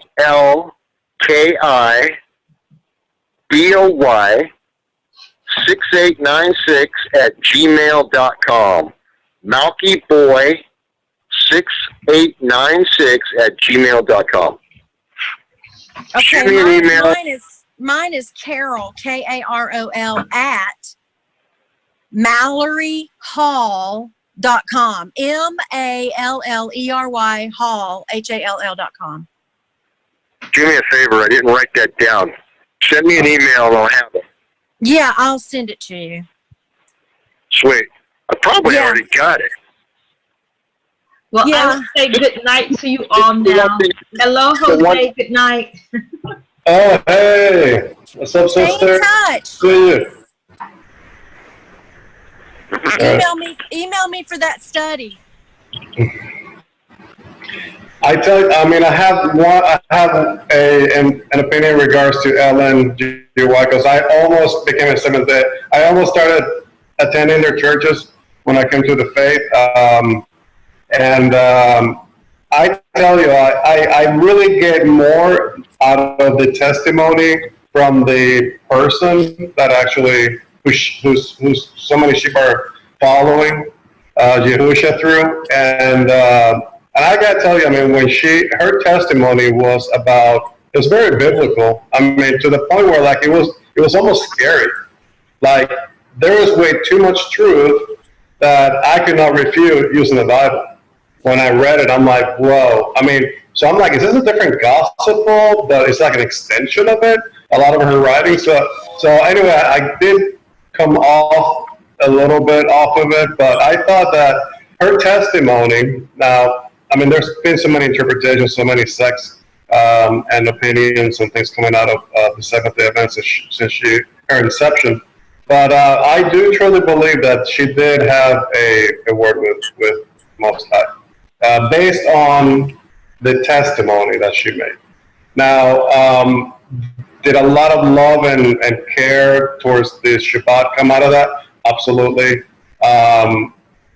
She didn't go far enough, and maybe there was a lot of corruption that surrounded her. I don't know, but I'm only going by the testimony that she had, and I think it's very hard to fake that. I mean, I don't think you can fake a testimony as proud as that was. Not saying that, like everything that she said was true, but I also see a lot of people did keep this Saturdays because of her. A lot of people came to the understanding of who the Father was in a brighter light by following His commandments, as the SDS did. To whereas the Catholics or charismatic or Protestants never even got close to knowing the Father in the way that the SDAs knew him, because they never followed the true commandments of Yahweh. Now, but I'm not taking. I think there's. I prefer to everything to be biblically generate to the Bible through His Word. Of course, allow the Ruach HaKodesh to help us and guide us and navigate us through, to what is true.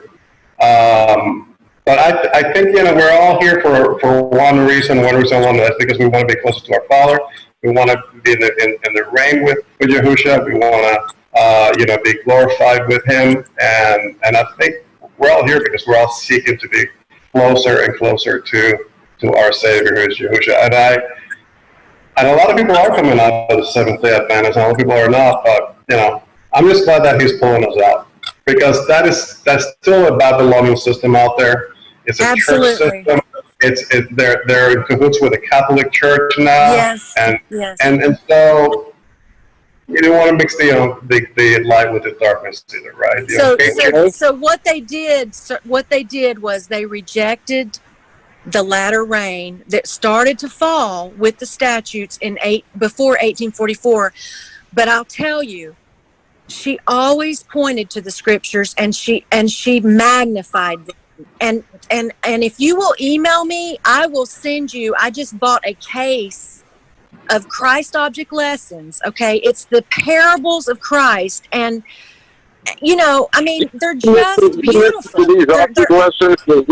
You listen to these object lessons that have been written down in this book, and you're going to listen to Matthew Nolan. You're going, Matthew, you bumped your head, dude. You don't know what you're talking about. And I have a whole case of these books, and I will gladly mail you those. I mean, seriously.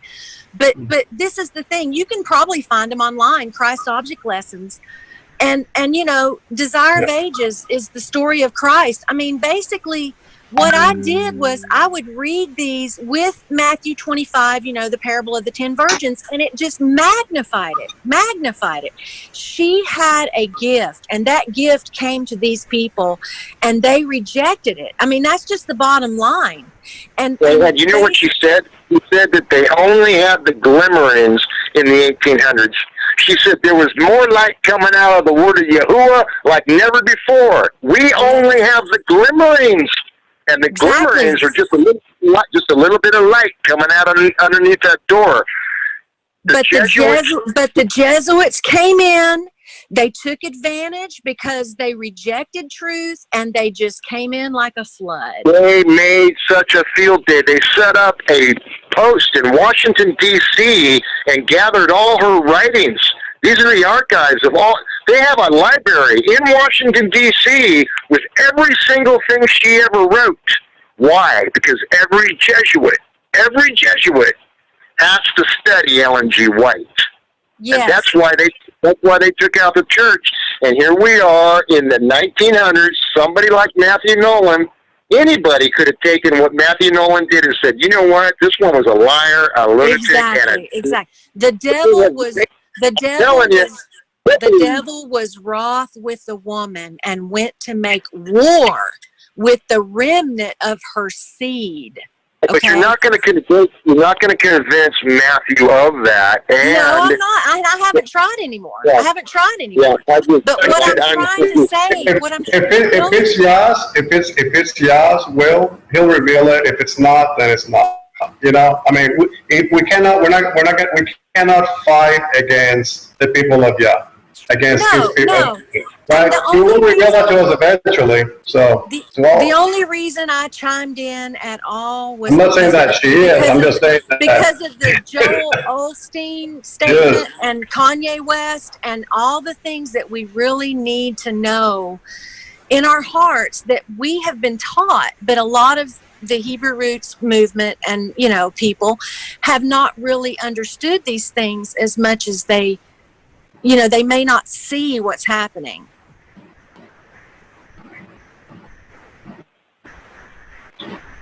Right. Yeah. No. Absolutely. I think we all need. I think what we definitely are in a good place right now because we are identifying who the enemy is, which is the Luciferic Freemasonry system that's a combination of Islam, Zionism, and the Catholic Church. Yes. And that is basically the beast spiritual system that is basically right now they are being exalted. If you see, if all these things that are happening, the wars and everything, a lot of it is it's a religious war. People don't think it is. It's about money, it's about gas. No, it's a religious, spiritual war what's happening right now. And we just have to be, prepared to put the light on this darkness. But the only way we're going to shed our light into this darkness is by us just keeping Allah's commandments and exposing the sins of the world through our actions. That's the only way that they're going to have to find some self-reflection based on what we do in our lives. If we're walking in the steps of Mashiach, all he had to do is just walk walk in front of a gathering, and he exposed sin like that. Demons went crazy. But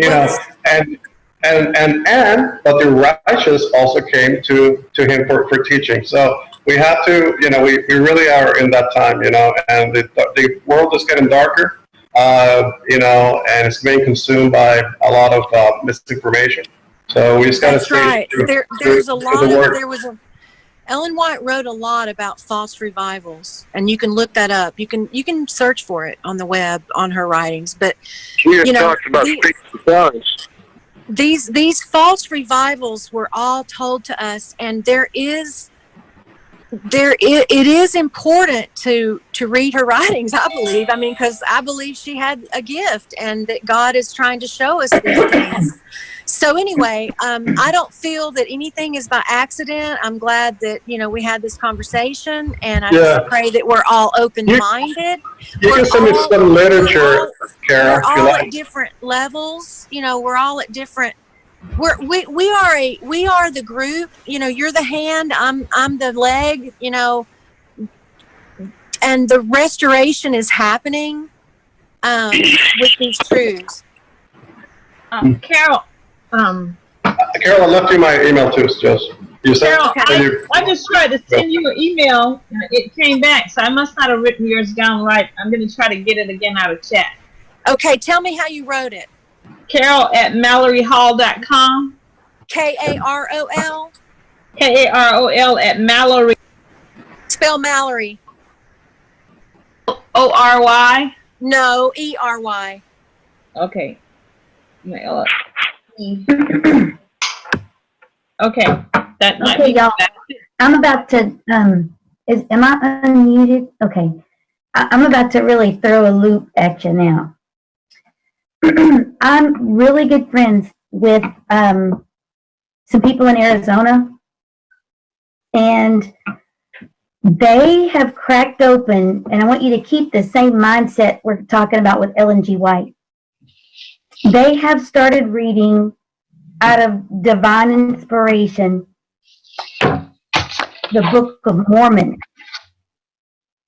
and it's like I haven't read enough to know, but the little clips and pieces that I've looked at here, there is some stuff in those books, and I'm like, is this the same thing?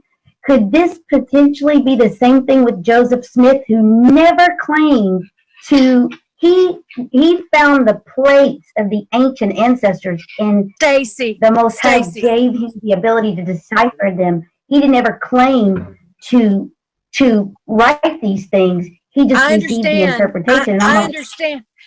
I understand the Mormon, right? Backwards and forwards. It's no comparison. Write this down. Watch God Makers. Okay, you'll find it on YouTube YouTube.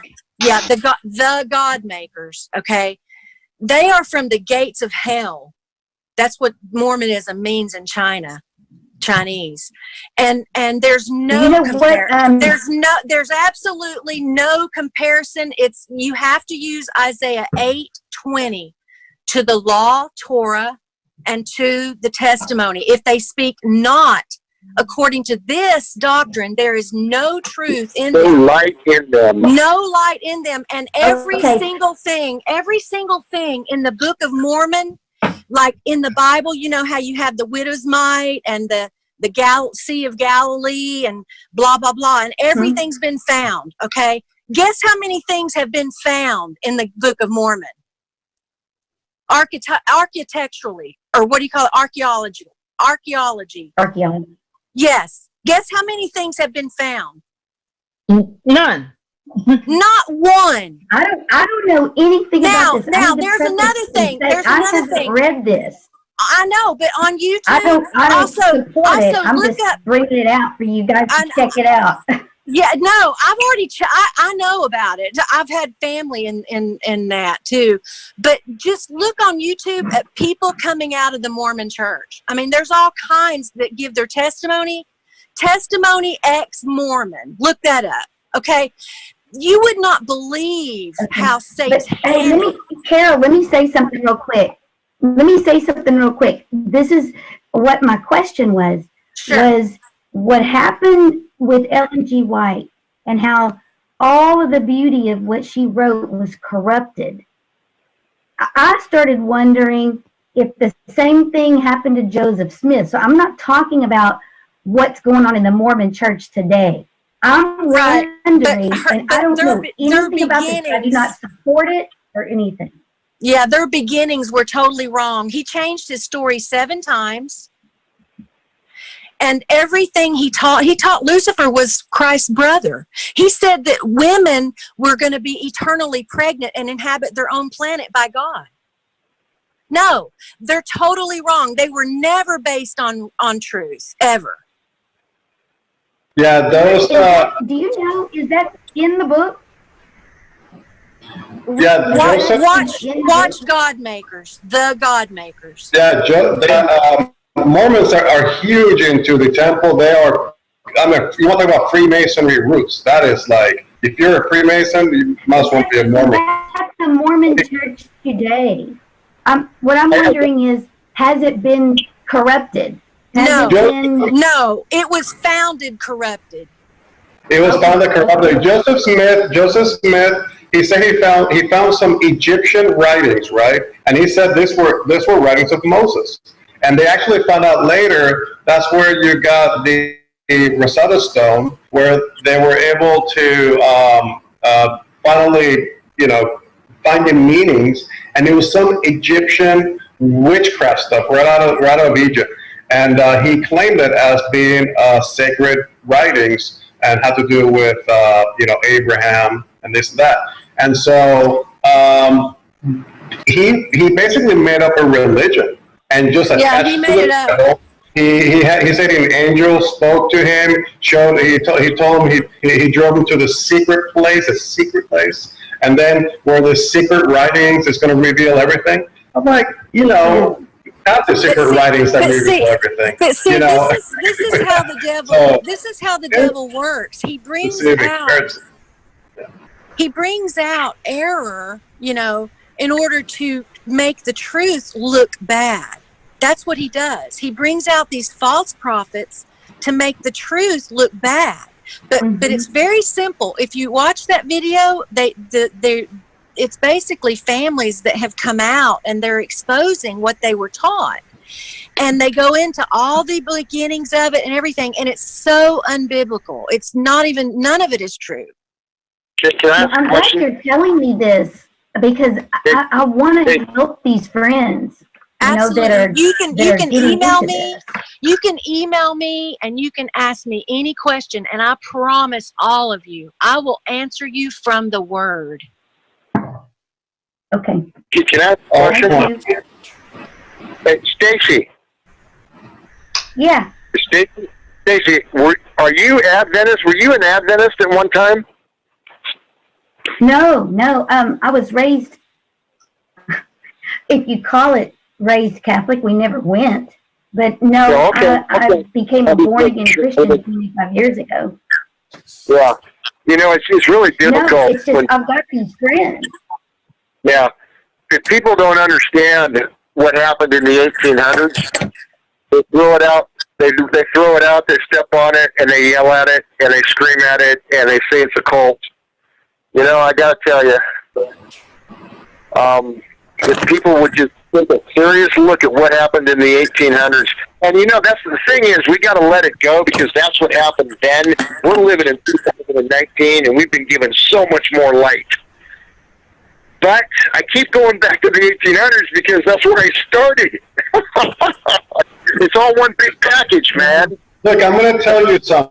What Ellen G. White went through, what a lot of us are going through, Yahusha is revealing his light in our lives. All his revelations, all the things that John went through, Paul, Peter, you know, after Yahusha ascended to heaven, he revealed things to us, you know, whether by word, whether by dreams, whether by visions.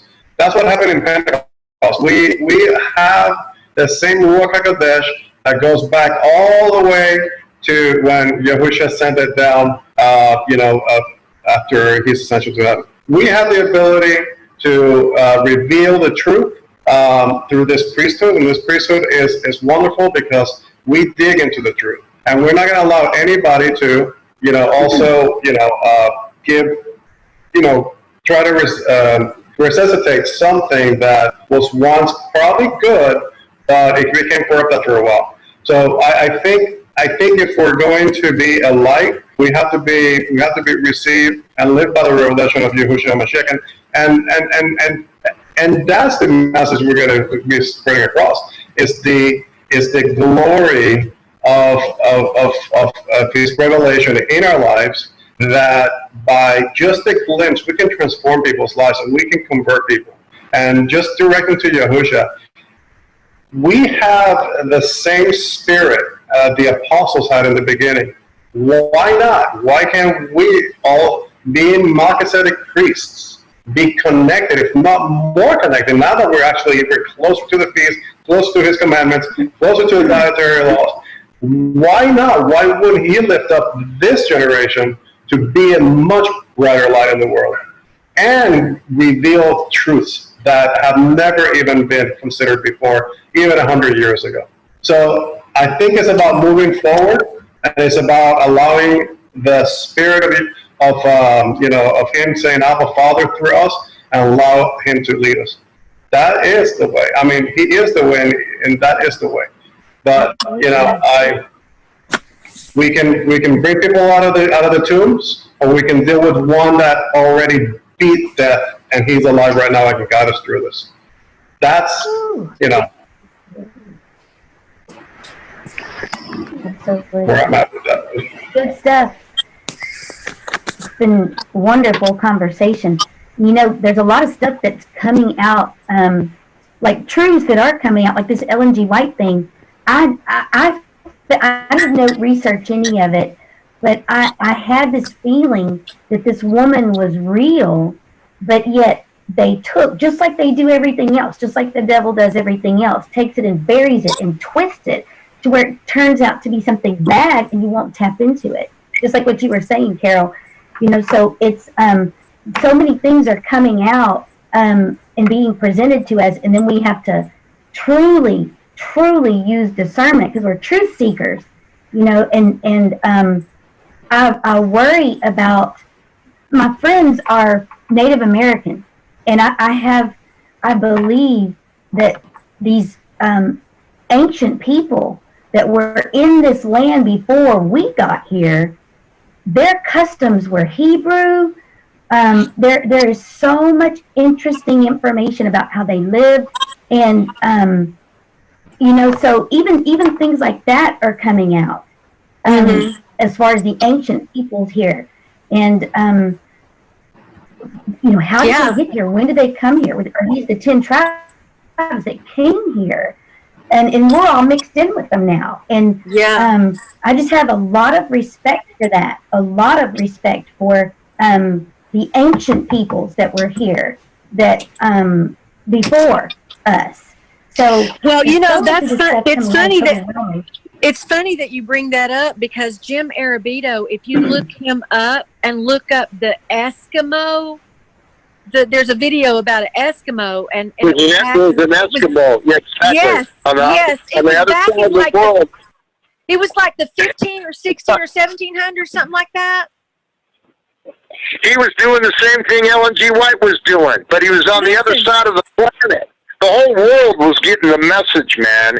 You got to go back to I'm telling you, this Holy Spirit was trying to speak to. It was a restoration happening. Congress was going to pass a Sunday law in 1888.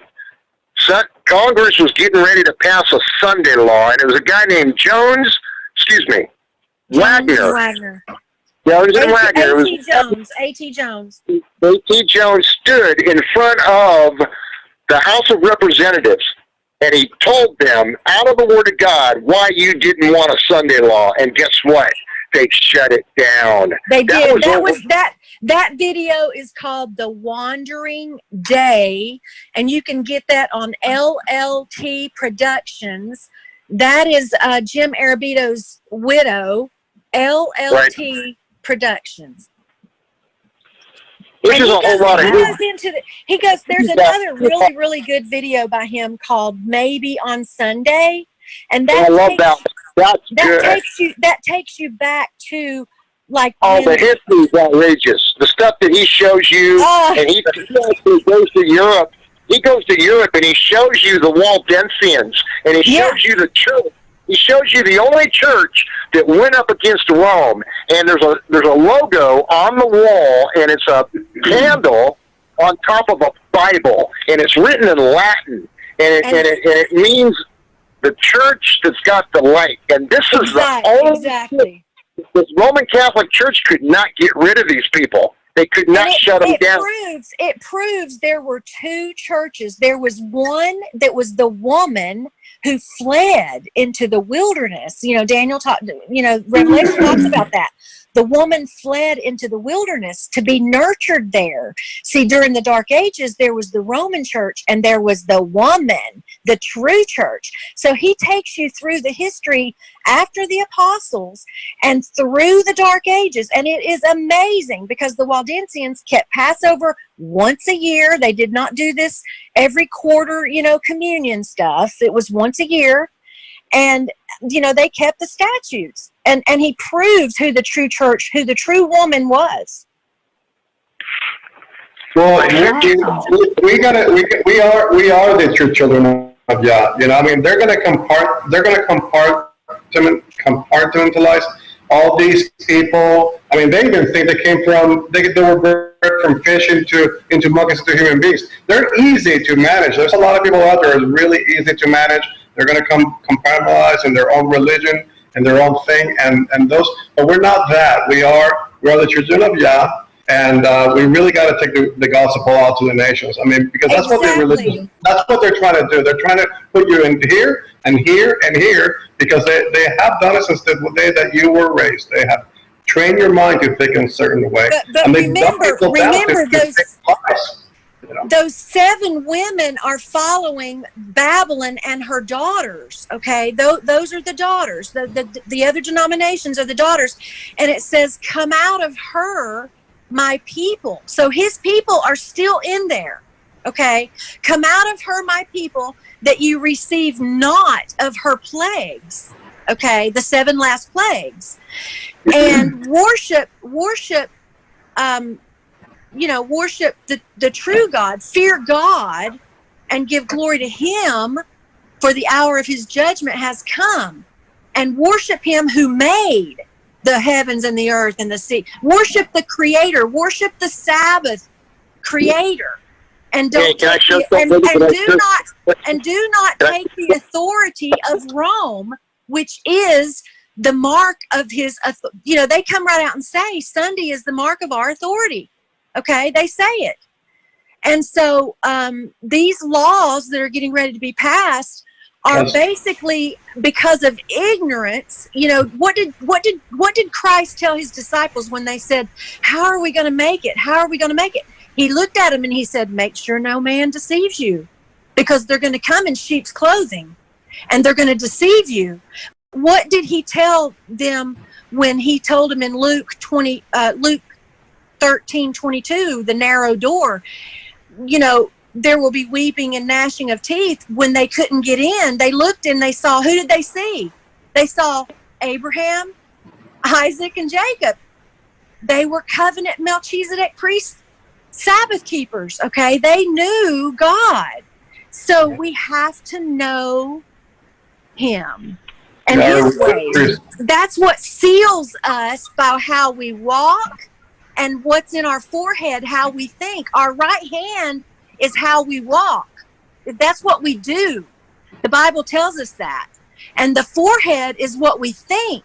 Okay, so we're sealed in Ezekiel. You know, the angel that comes and seals us is because we are walking in covenant. Okay, we're doing his will. So that's what seals us. But these other Christians they're inside of Babylon and they don't understand yet. Mm-hmm. Yeah, they don't know their origin. We got to know our origin. We got to know we came from Adam and Eve, and we got to know what happened before the fall, after the fall, where we need to be with Yahushua. And people are waking up right now. People are waking up, and it's our job to, you know. The man of sin is being revealed now. He's being revealed right now.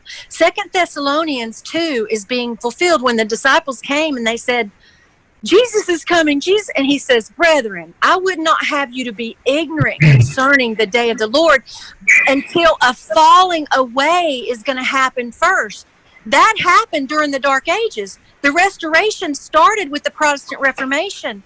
The beast wound has been healed, but the man of sin, the Pope, priestly, system of the wine of Babylon, the wine is doctrine. And that's another thing I will send y'all. The symbols are so important to understand. What is a woman? What does wine mean?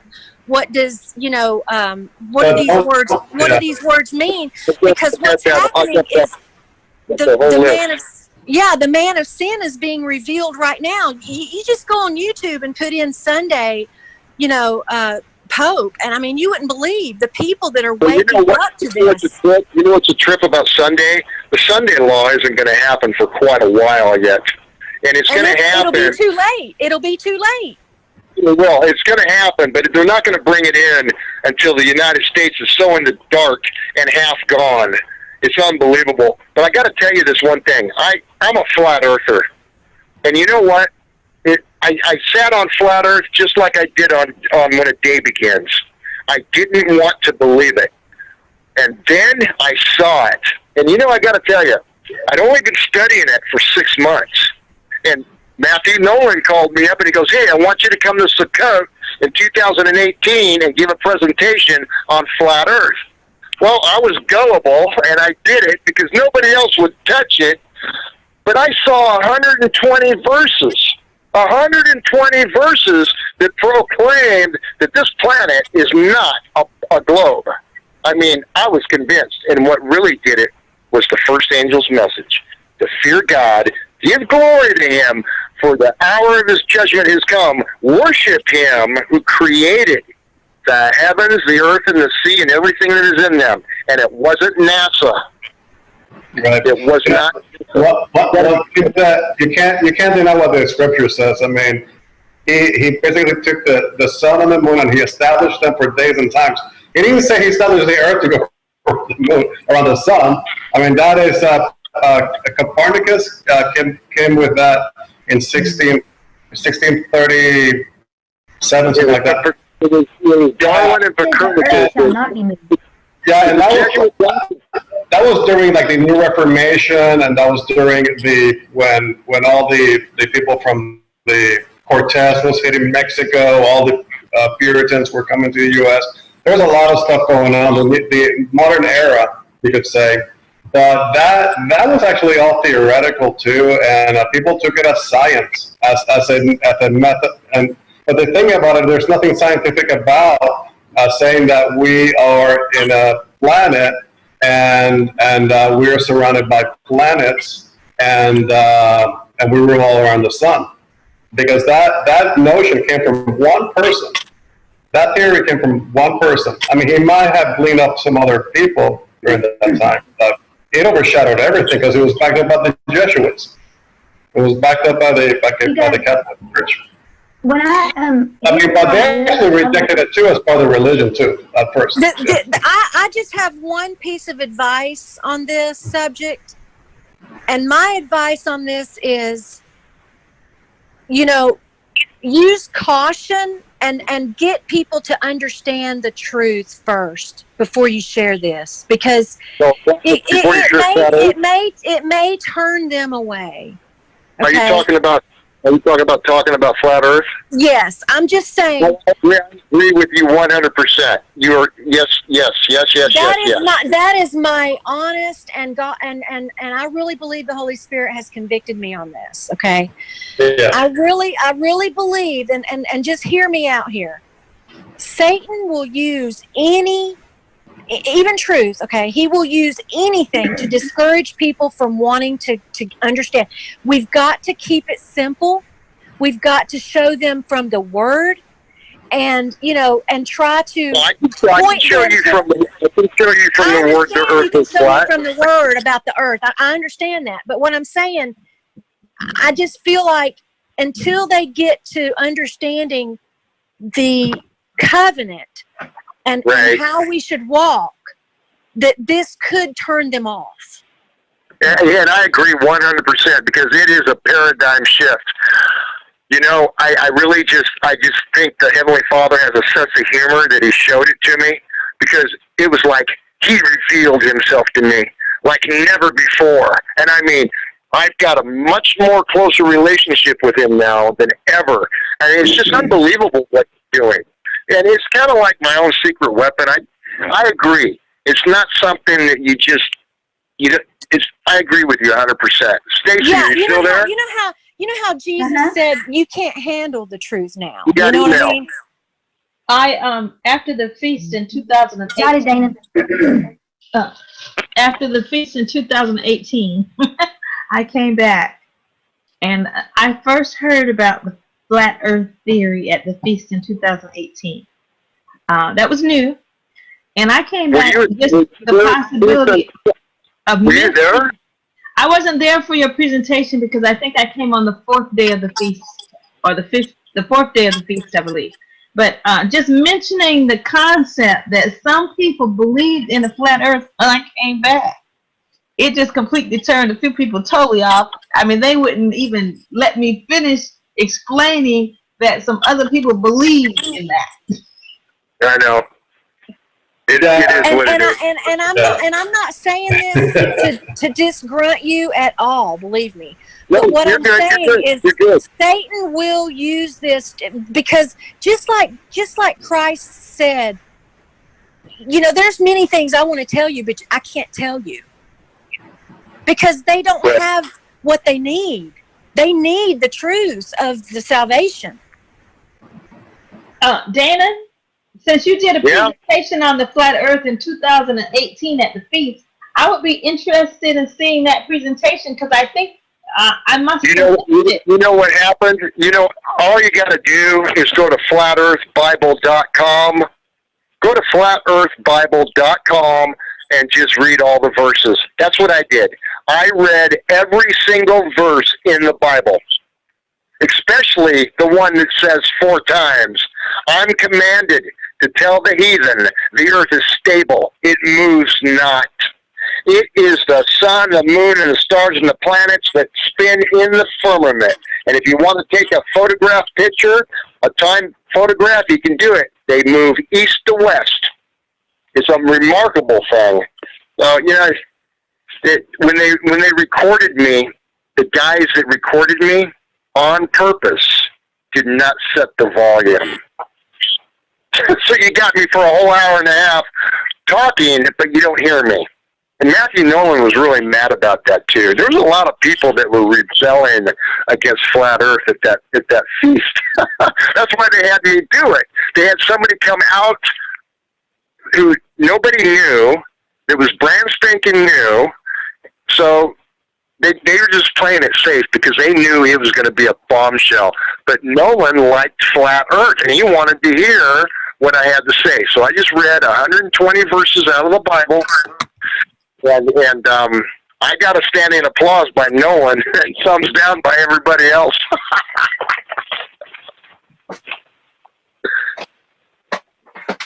Well, one thing I know for sure, if people believe what's written in Scripture, and we take it literally, it does say that there's water above there's a firmament, right? And there's water above us. I mean, we cannot take, and that's not something that happened before creation or during creation. I mean, it happened at creation, and not only that, it shows in Psalms later on, through the Psalms of David, that there was still a firmament, there was still water above the earth. So I really have to take certain things literal to base, so I can have a foundation of correct theology. Because I mean, if I'm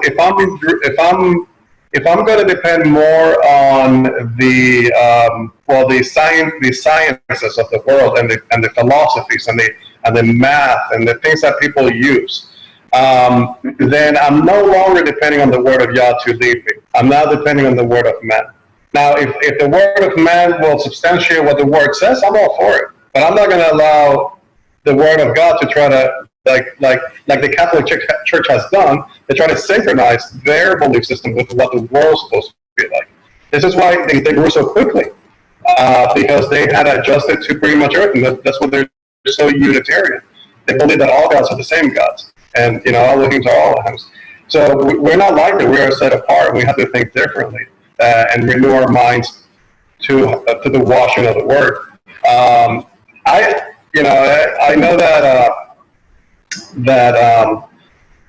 there's a lot of propaganda out there also about flat Earth. A lot of propaganda, and a lot of people that don't know. A lot of atheists. I mean, I don't want to talk to an atheist to tell me how the world was created.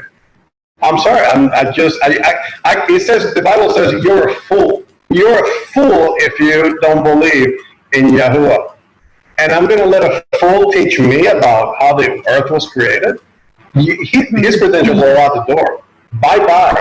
You don't need to teach me anything about how the world was created, about humankind, about where we came from. Because Yah says you're a fool, and I believe in Allah when he says you're a fool. But if you are in the Word and you have some foundation of truth, and you have a good dissertation of how this world came to be, then my ears are open, and I'll be more than happy to exercise whatever train of thought that person may have. I said, I think ultimately we rest on His word. There's a lot of things that's why I don't talk much about flat Earth, because I don't think it's much of a salvation to many of us. But I also don't want to be deceived either. I want to be my belief is going to be based on His word, and nothing's going to separate me from His love. So, that's where I'm at. I lean more towards what the Scripture says. There is a firmament, there's water above us. I believe that NASA has lied to us, as they have gotten caught so many times. We just use the same evidence they throw at us for them to throw right back at them, and they have lied left and right about many things. And I cannot take. And I think they were like that was built by Nazis and Freemasons and a bunch of witch. That's where NASA came from. And their logo is a forked tongue. It's a tongue, right? It's a snake. Mm-hmm. Let me ask a question before I leave. Stacy, did you get the email? Yes, I got Okay, the emails. I did. Yes, thank you. But my question is, will you be able to open up the 666 and actually go through its PowerPoint? I think it's a 2003, and you got to open up the notes, because the notes are what tell you what's going on with each slide. But please forgive my spelling, okay? Okay. I just never made it through school, and I gave this PowerPoint presentation to everybody. I'm trying to open it right now to see if it'll open. You got to download it. You got to download it first, and that takes about 5 minutes. It's downloading right now. Yeah, okay. I just wanted to make sure you got it. It says it's opening in 7 minutes. It must be a big one. Okay. Damon, I just saw the email that you sent to me. I don't see anything attached or a link. Okay, so send me your email again because I deleted a bunch of emails. Send it to me again, and I'll do it again. Danon, I sent you my email. Brenda and Stacy, I received yours, and I will be in touch. It is 1 a.m. here, and I have to go and sit with my aunt in the morning. So she's dying. She's probably got 2 weeks left, and maybe not even that. So pray for me. Her name is Vicky, and we're going to be ministering to them tomorrow. So. My husband's looking at me like, what are you doing? It's 1 a.m. So I need to go. Time to bed. Hey, Carol. Hey, Carol. Yes. You said you have some literature that you wanted to share? Yes, I do. Did you email me? I didn't get yours. Carol. Yeah, put it up there again. Vitamin C. Try vitamin C. Vitamin C. I saw something on the internet. Vitamin C may cure so many things. No. Ebola. Vitamin C. She's actively dying. Vitamin C. She has tumors all over. What's your email, Carol? Vitamin C. Vitamin C. Intravenous vitamin C. When I saw it might cure Ebola, polio, diabetes, cancer, everything. And they say people that are in the hospital that have sepsis, toxic shock or whatever, and they're dying, mortality. They give them vitamin C and it revives. Wow. Hey, I'm right there with you, sister. I was a nurse for 30 years, and I believe in natural remedies for sure. Jose, is it Jose? It's Karol. Karol at Mallory, Mallery Hall, HALL.com. Oh, that's yours? Uh-huh. Oh, can you type it? In the chat. Okay. Yeah. That way I can just say because I don't have something to write with. Okay. You can save. Sorry? You can save the conversation too with all the resources Absolutely. as well. Any questions that you have, let me know. And read over this Daniel 2:7. I'll send that over to you. All right. Yeah, we're traveling up to our land right now. We bought 4 acres up in North Georgia, right by the Toccoa River. It's where it starts. Oh, okay. I'm going to be heading up to Alabama, not to hopefully by next year, early next year. Oh, cool. Well, that's about 4 hours from here. Okay. Nice. Yeah. Well, it's nice to have you, Brett. Yeah. Yeah, we might have to get together. Yeah, definitely, for sure.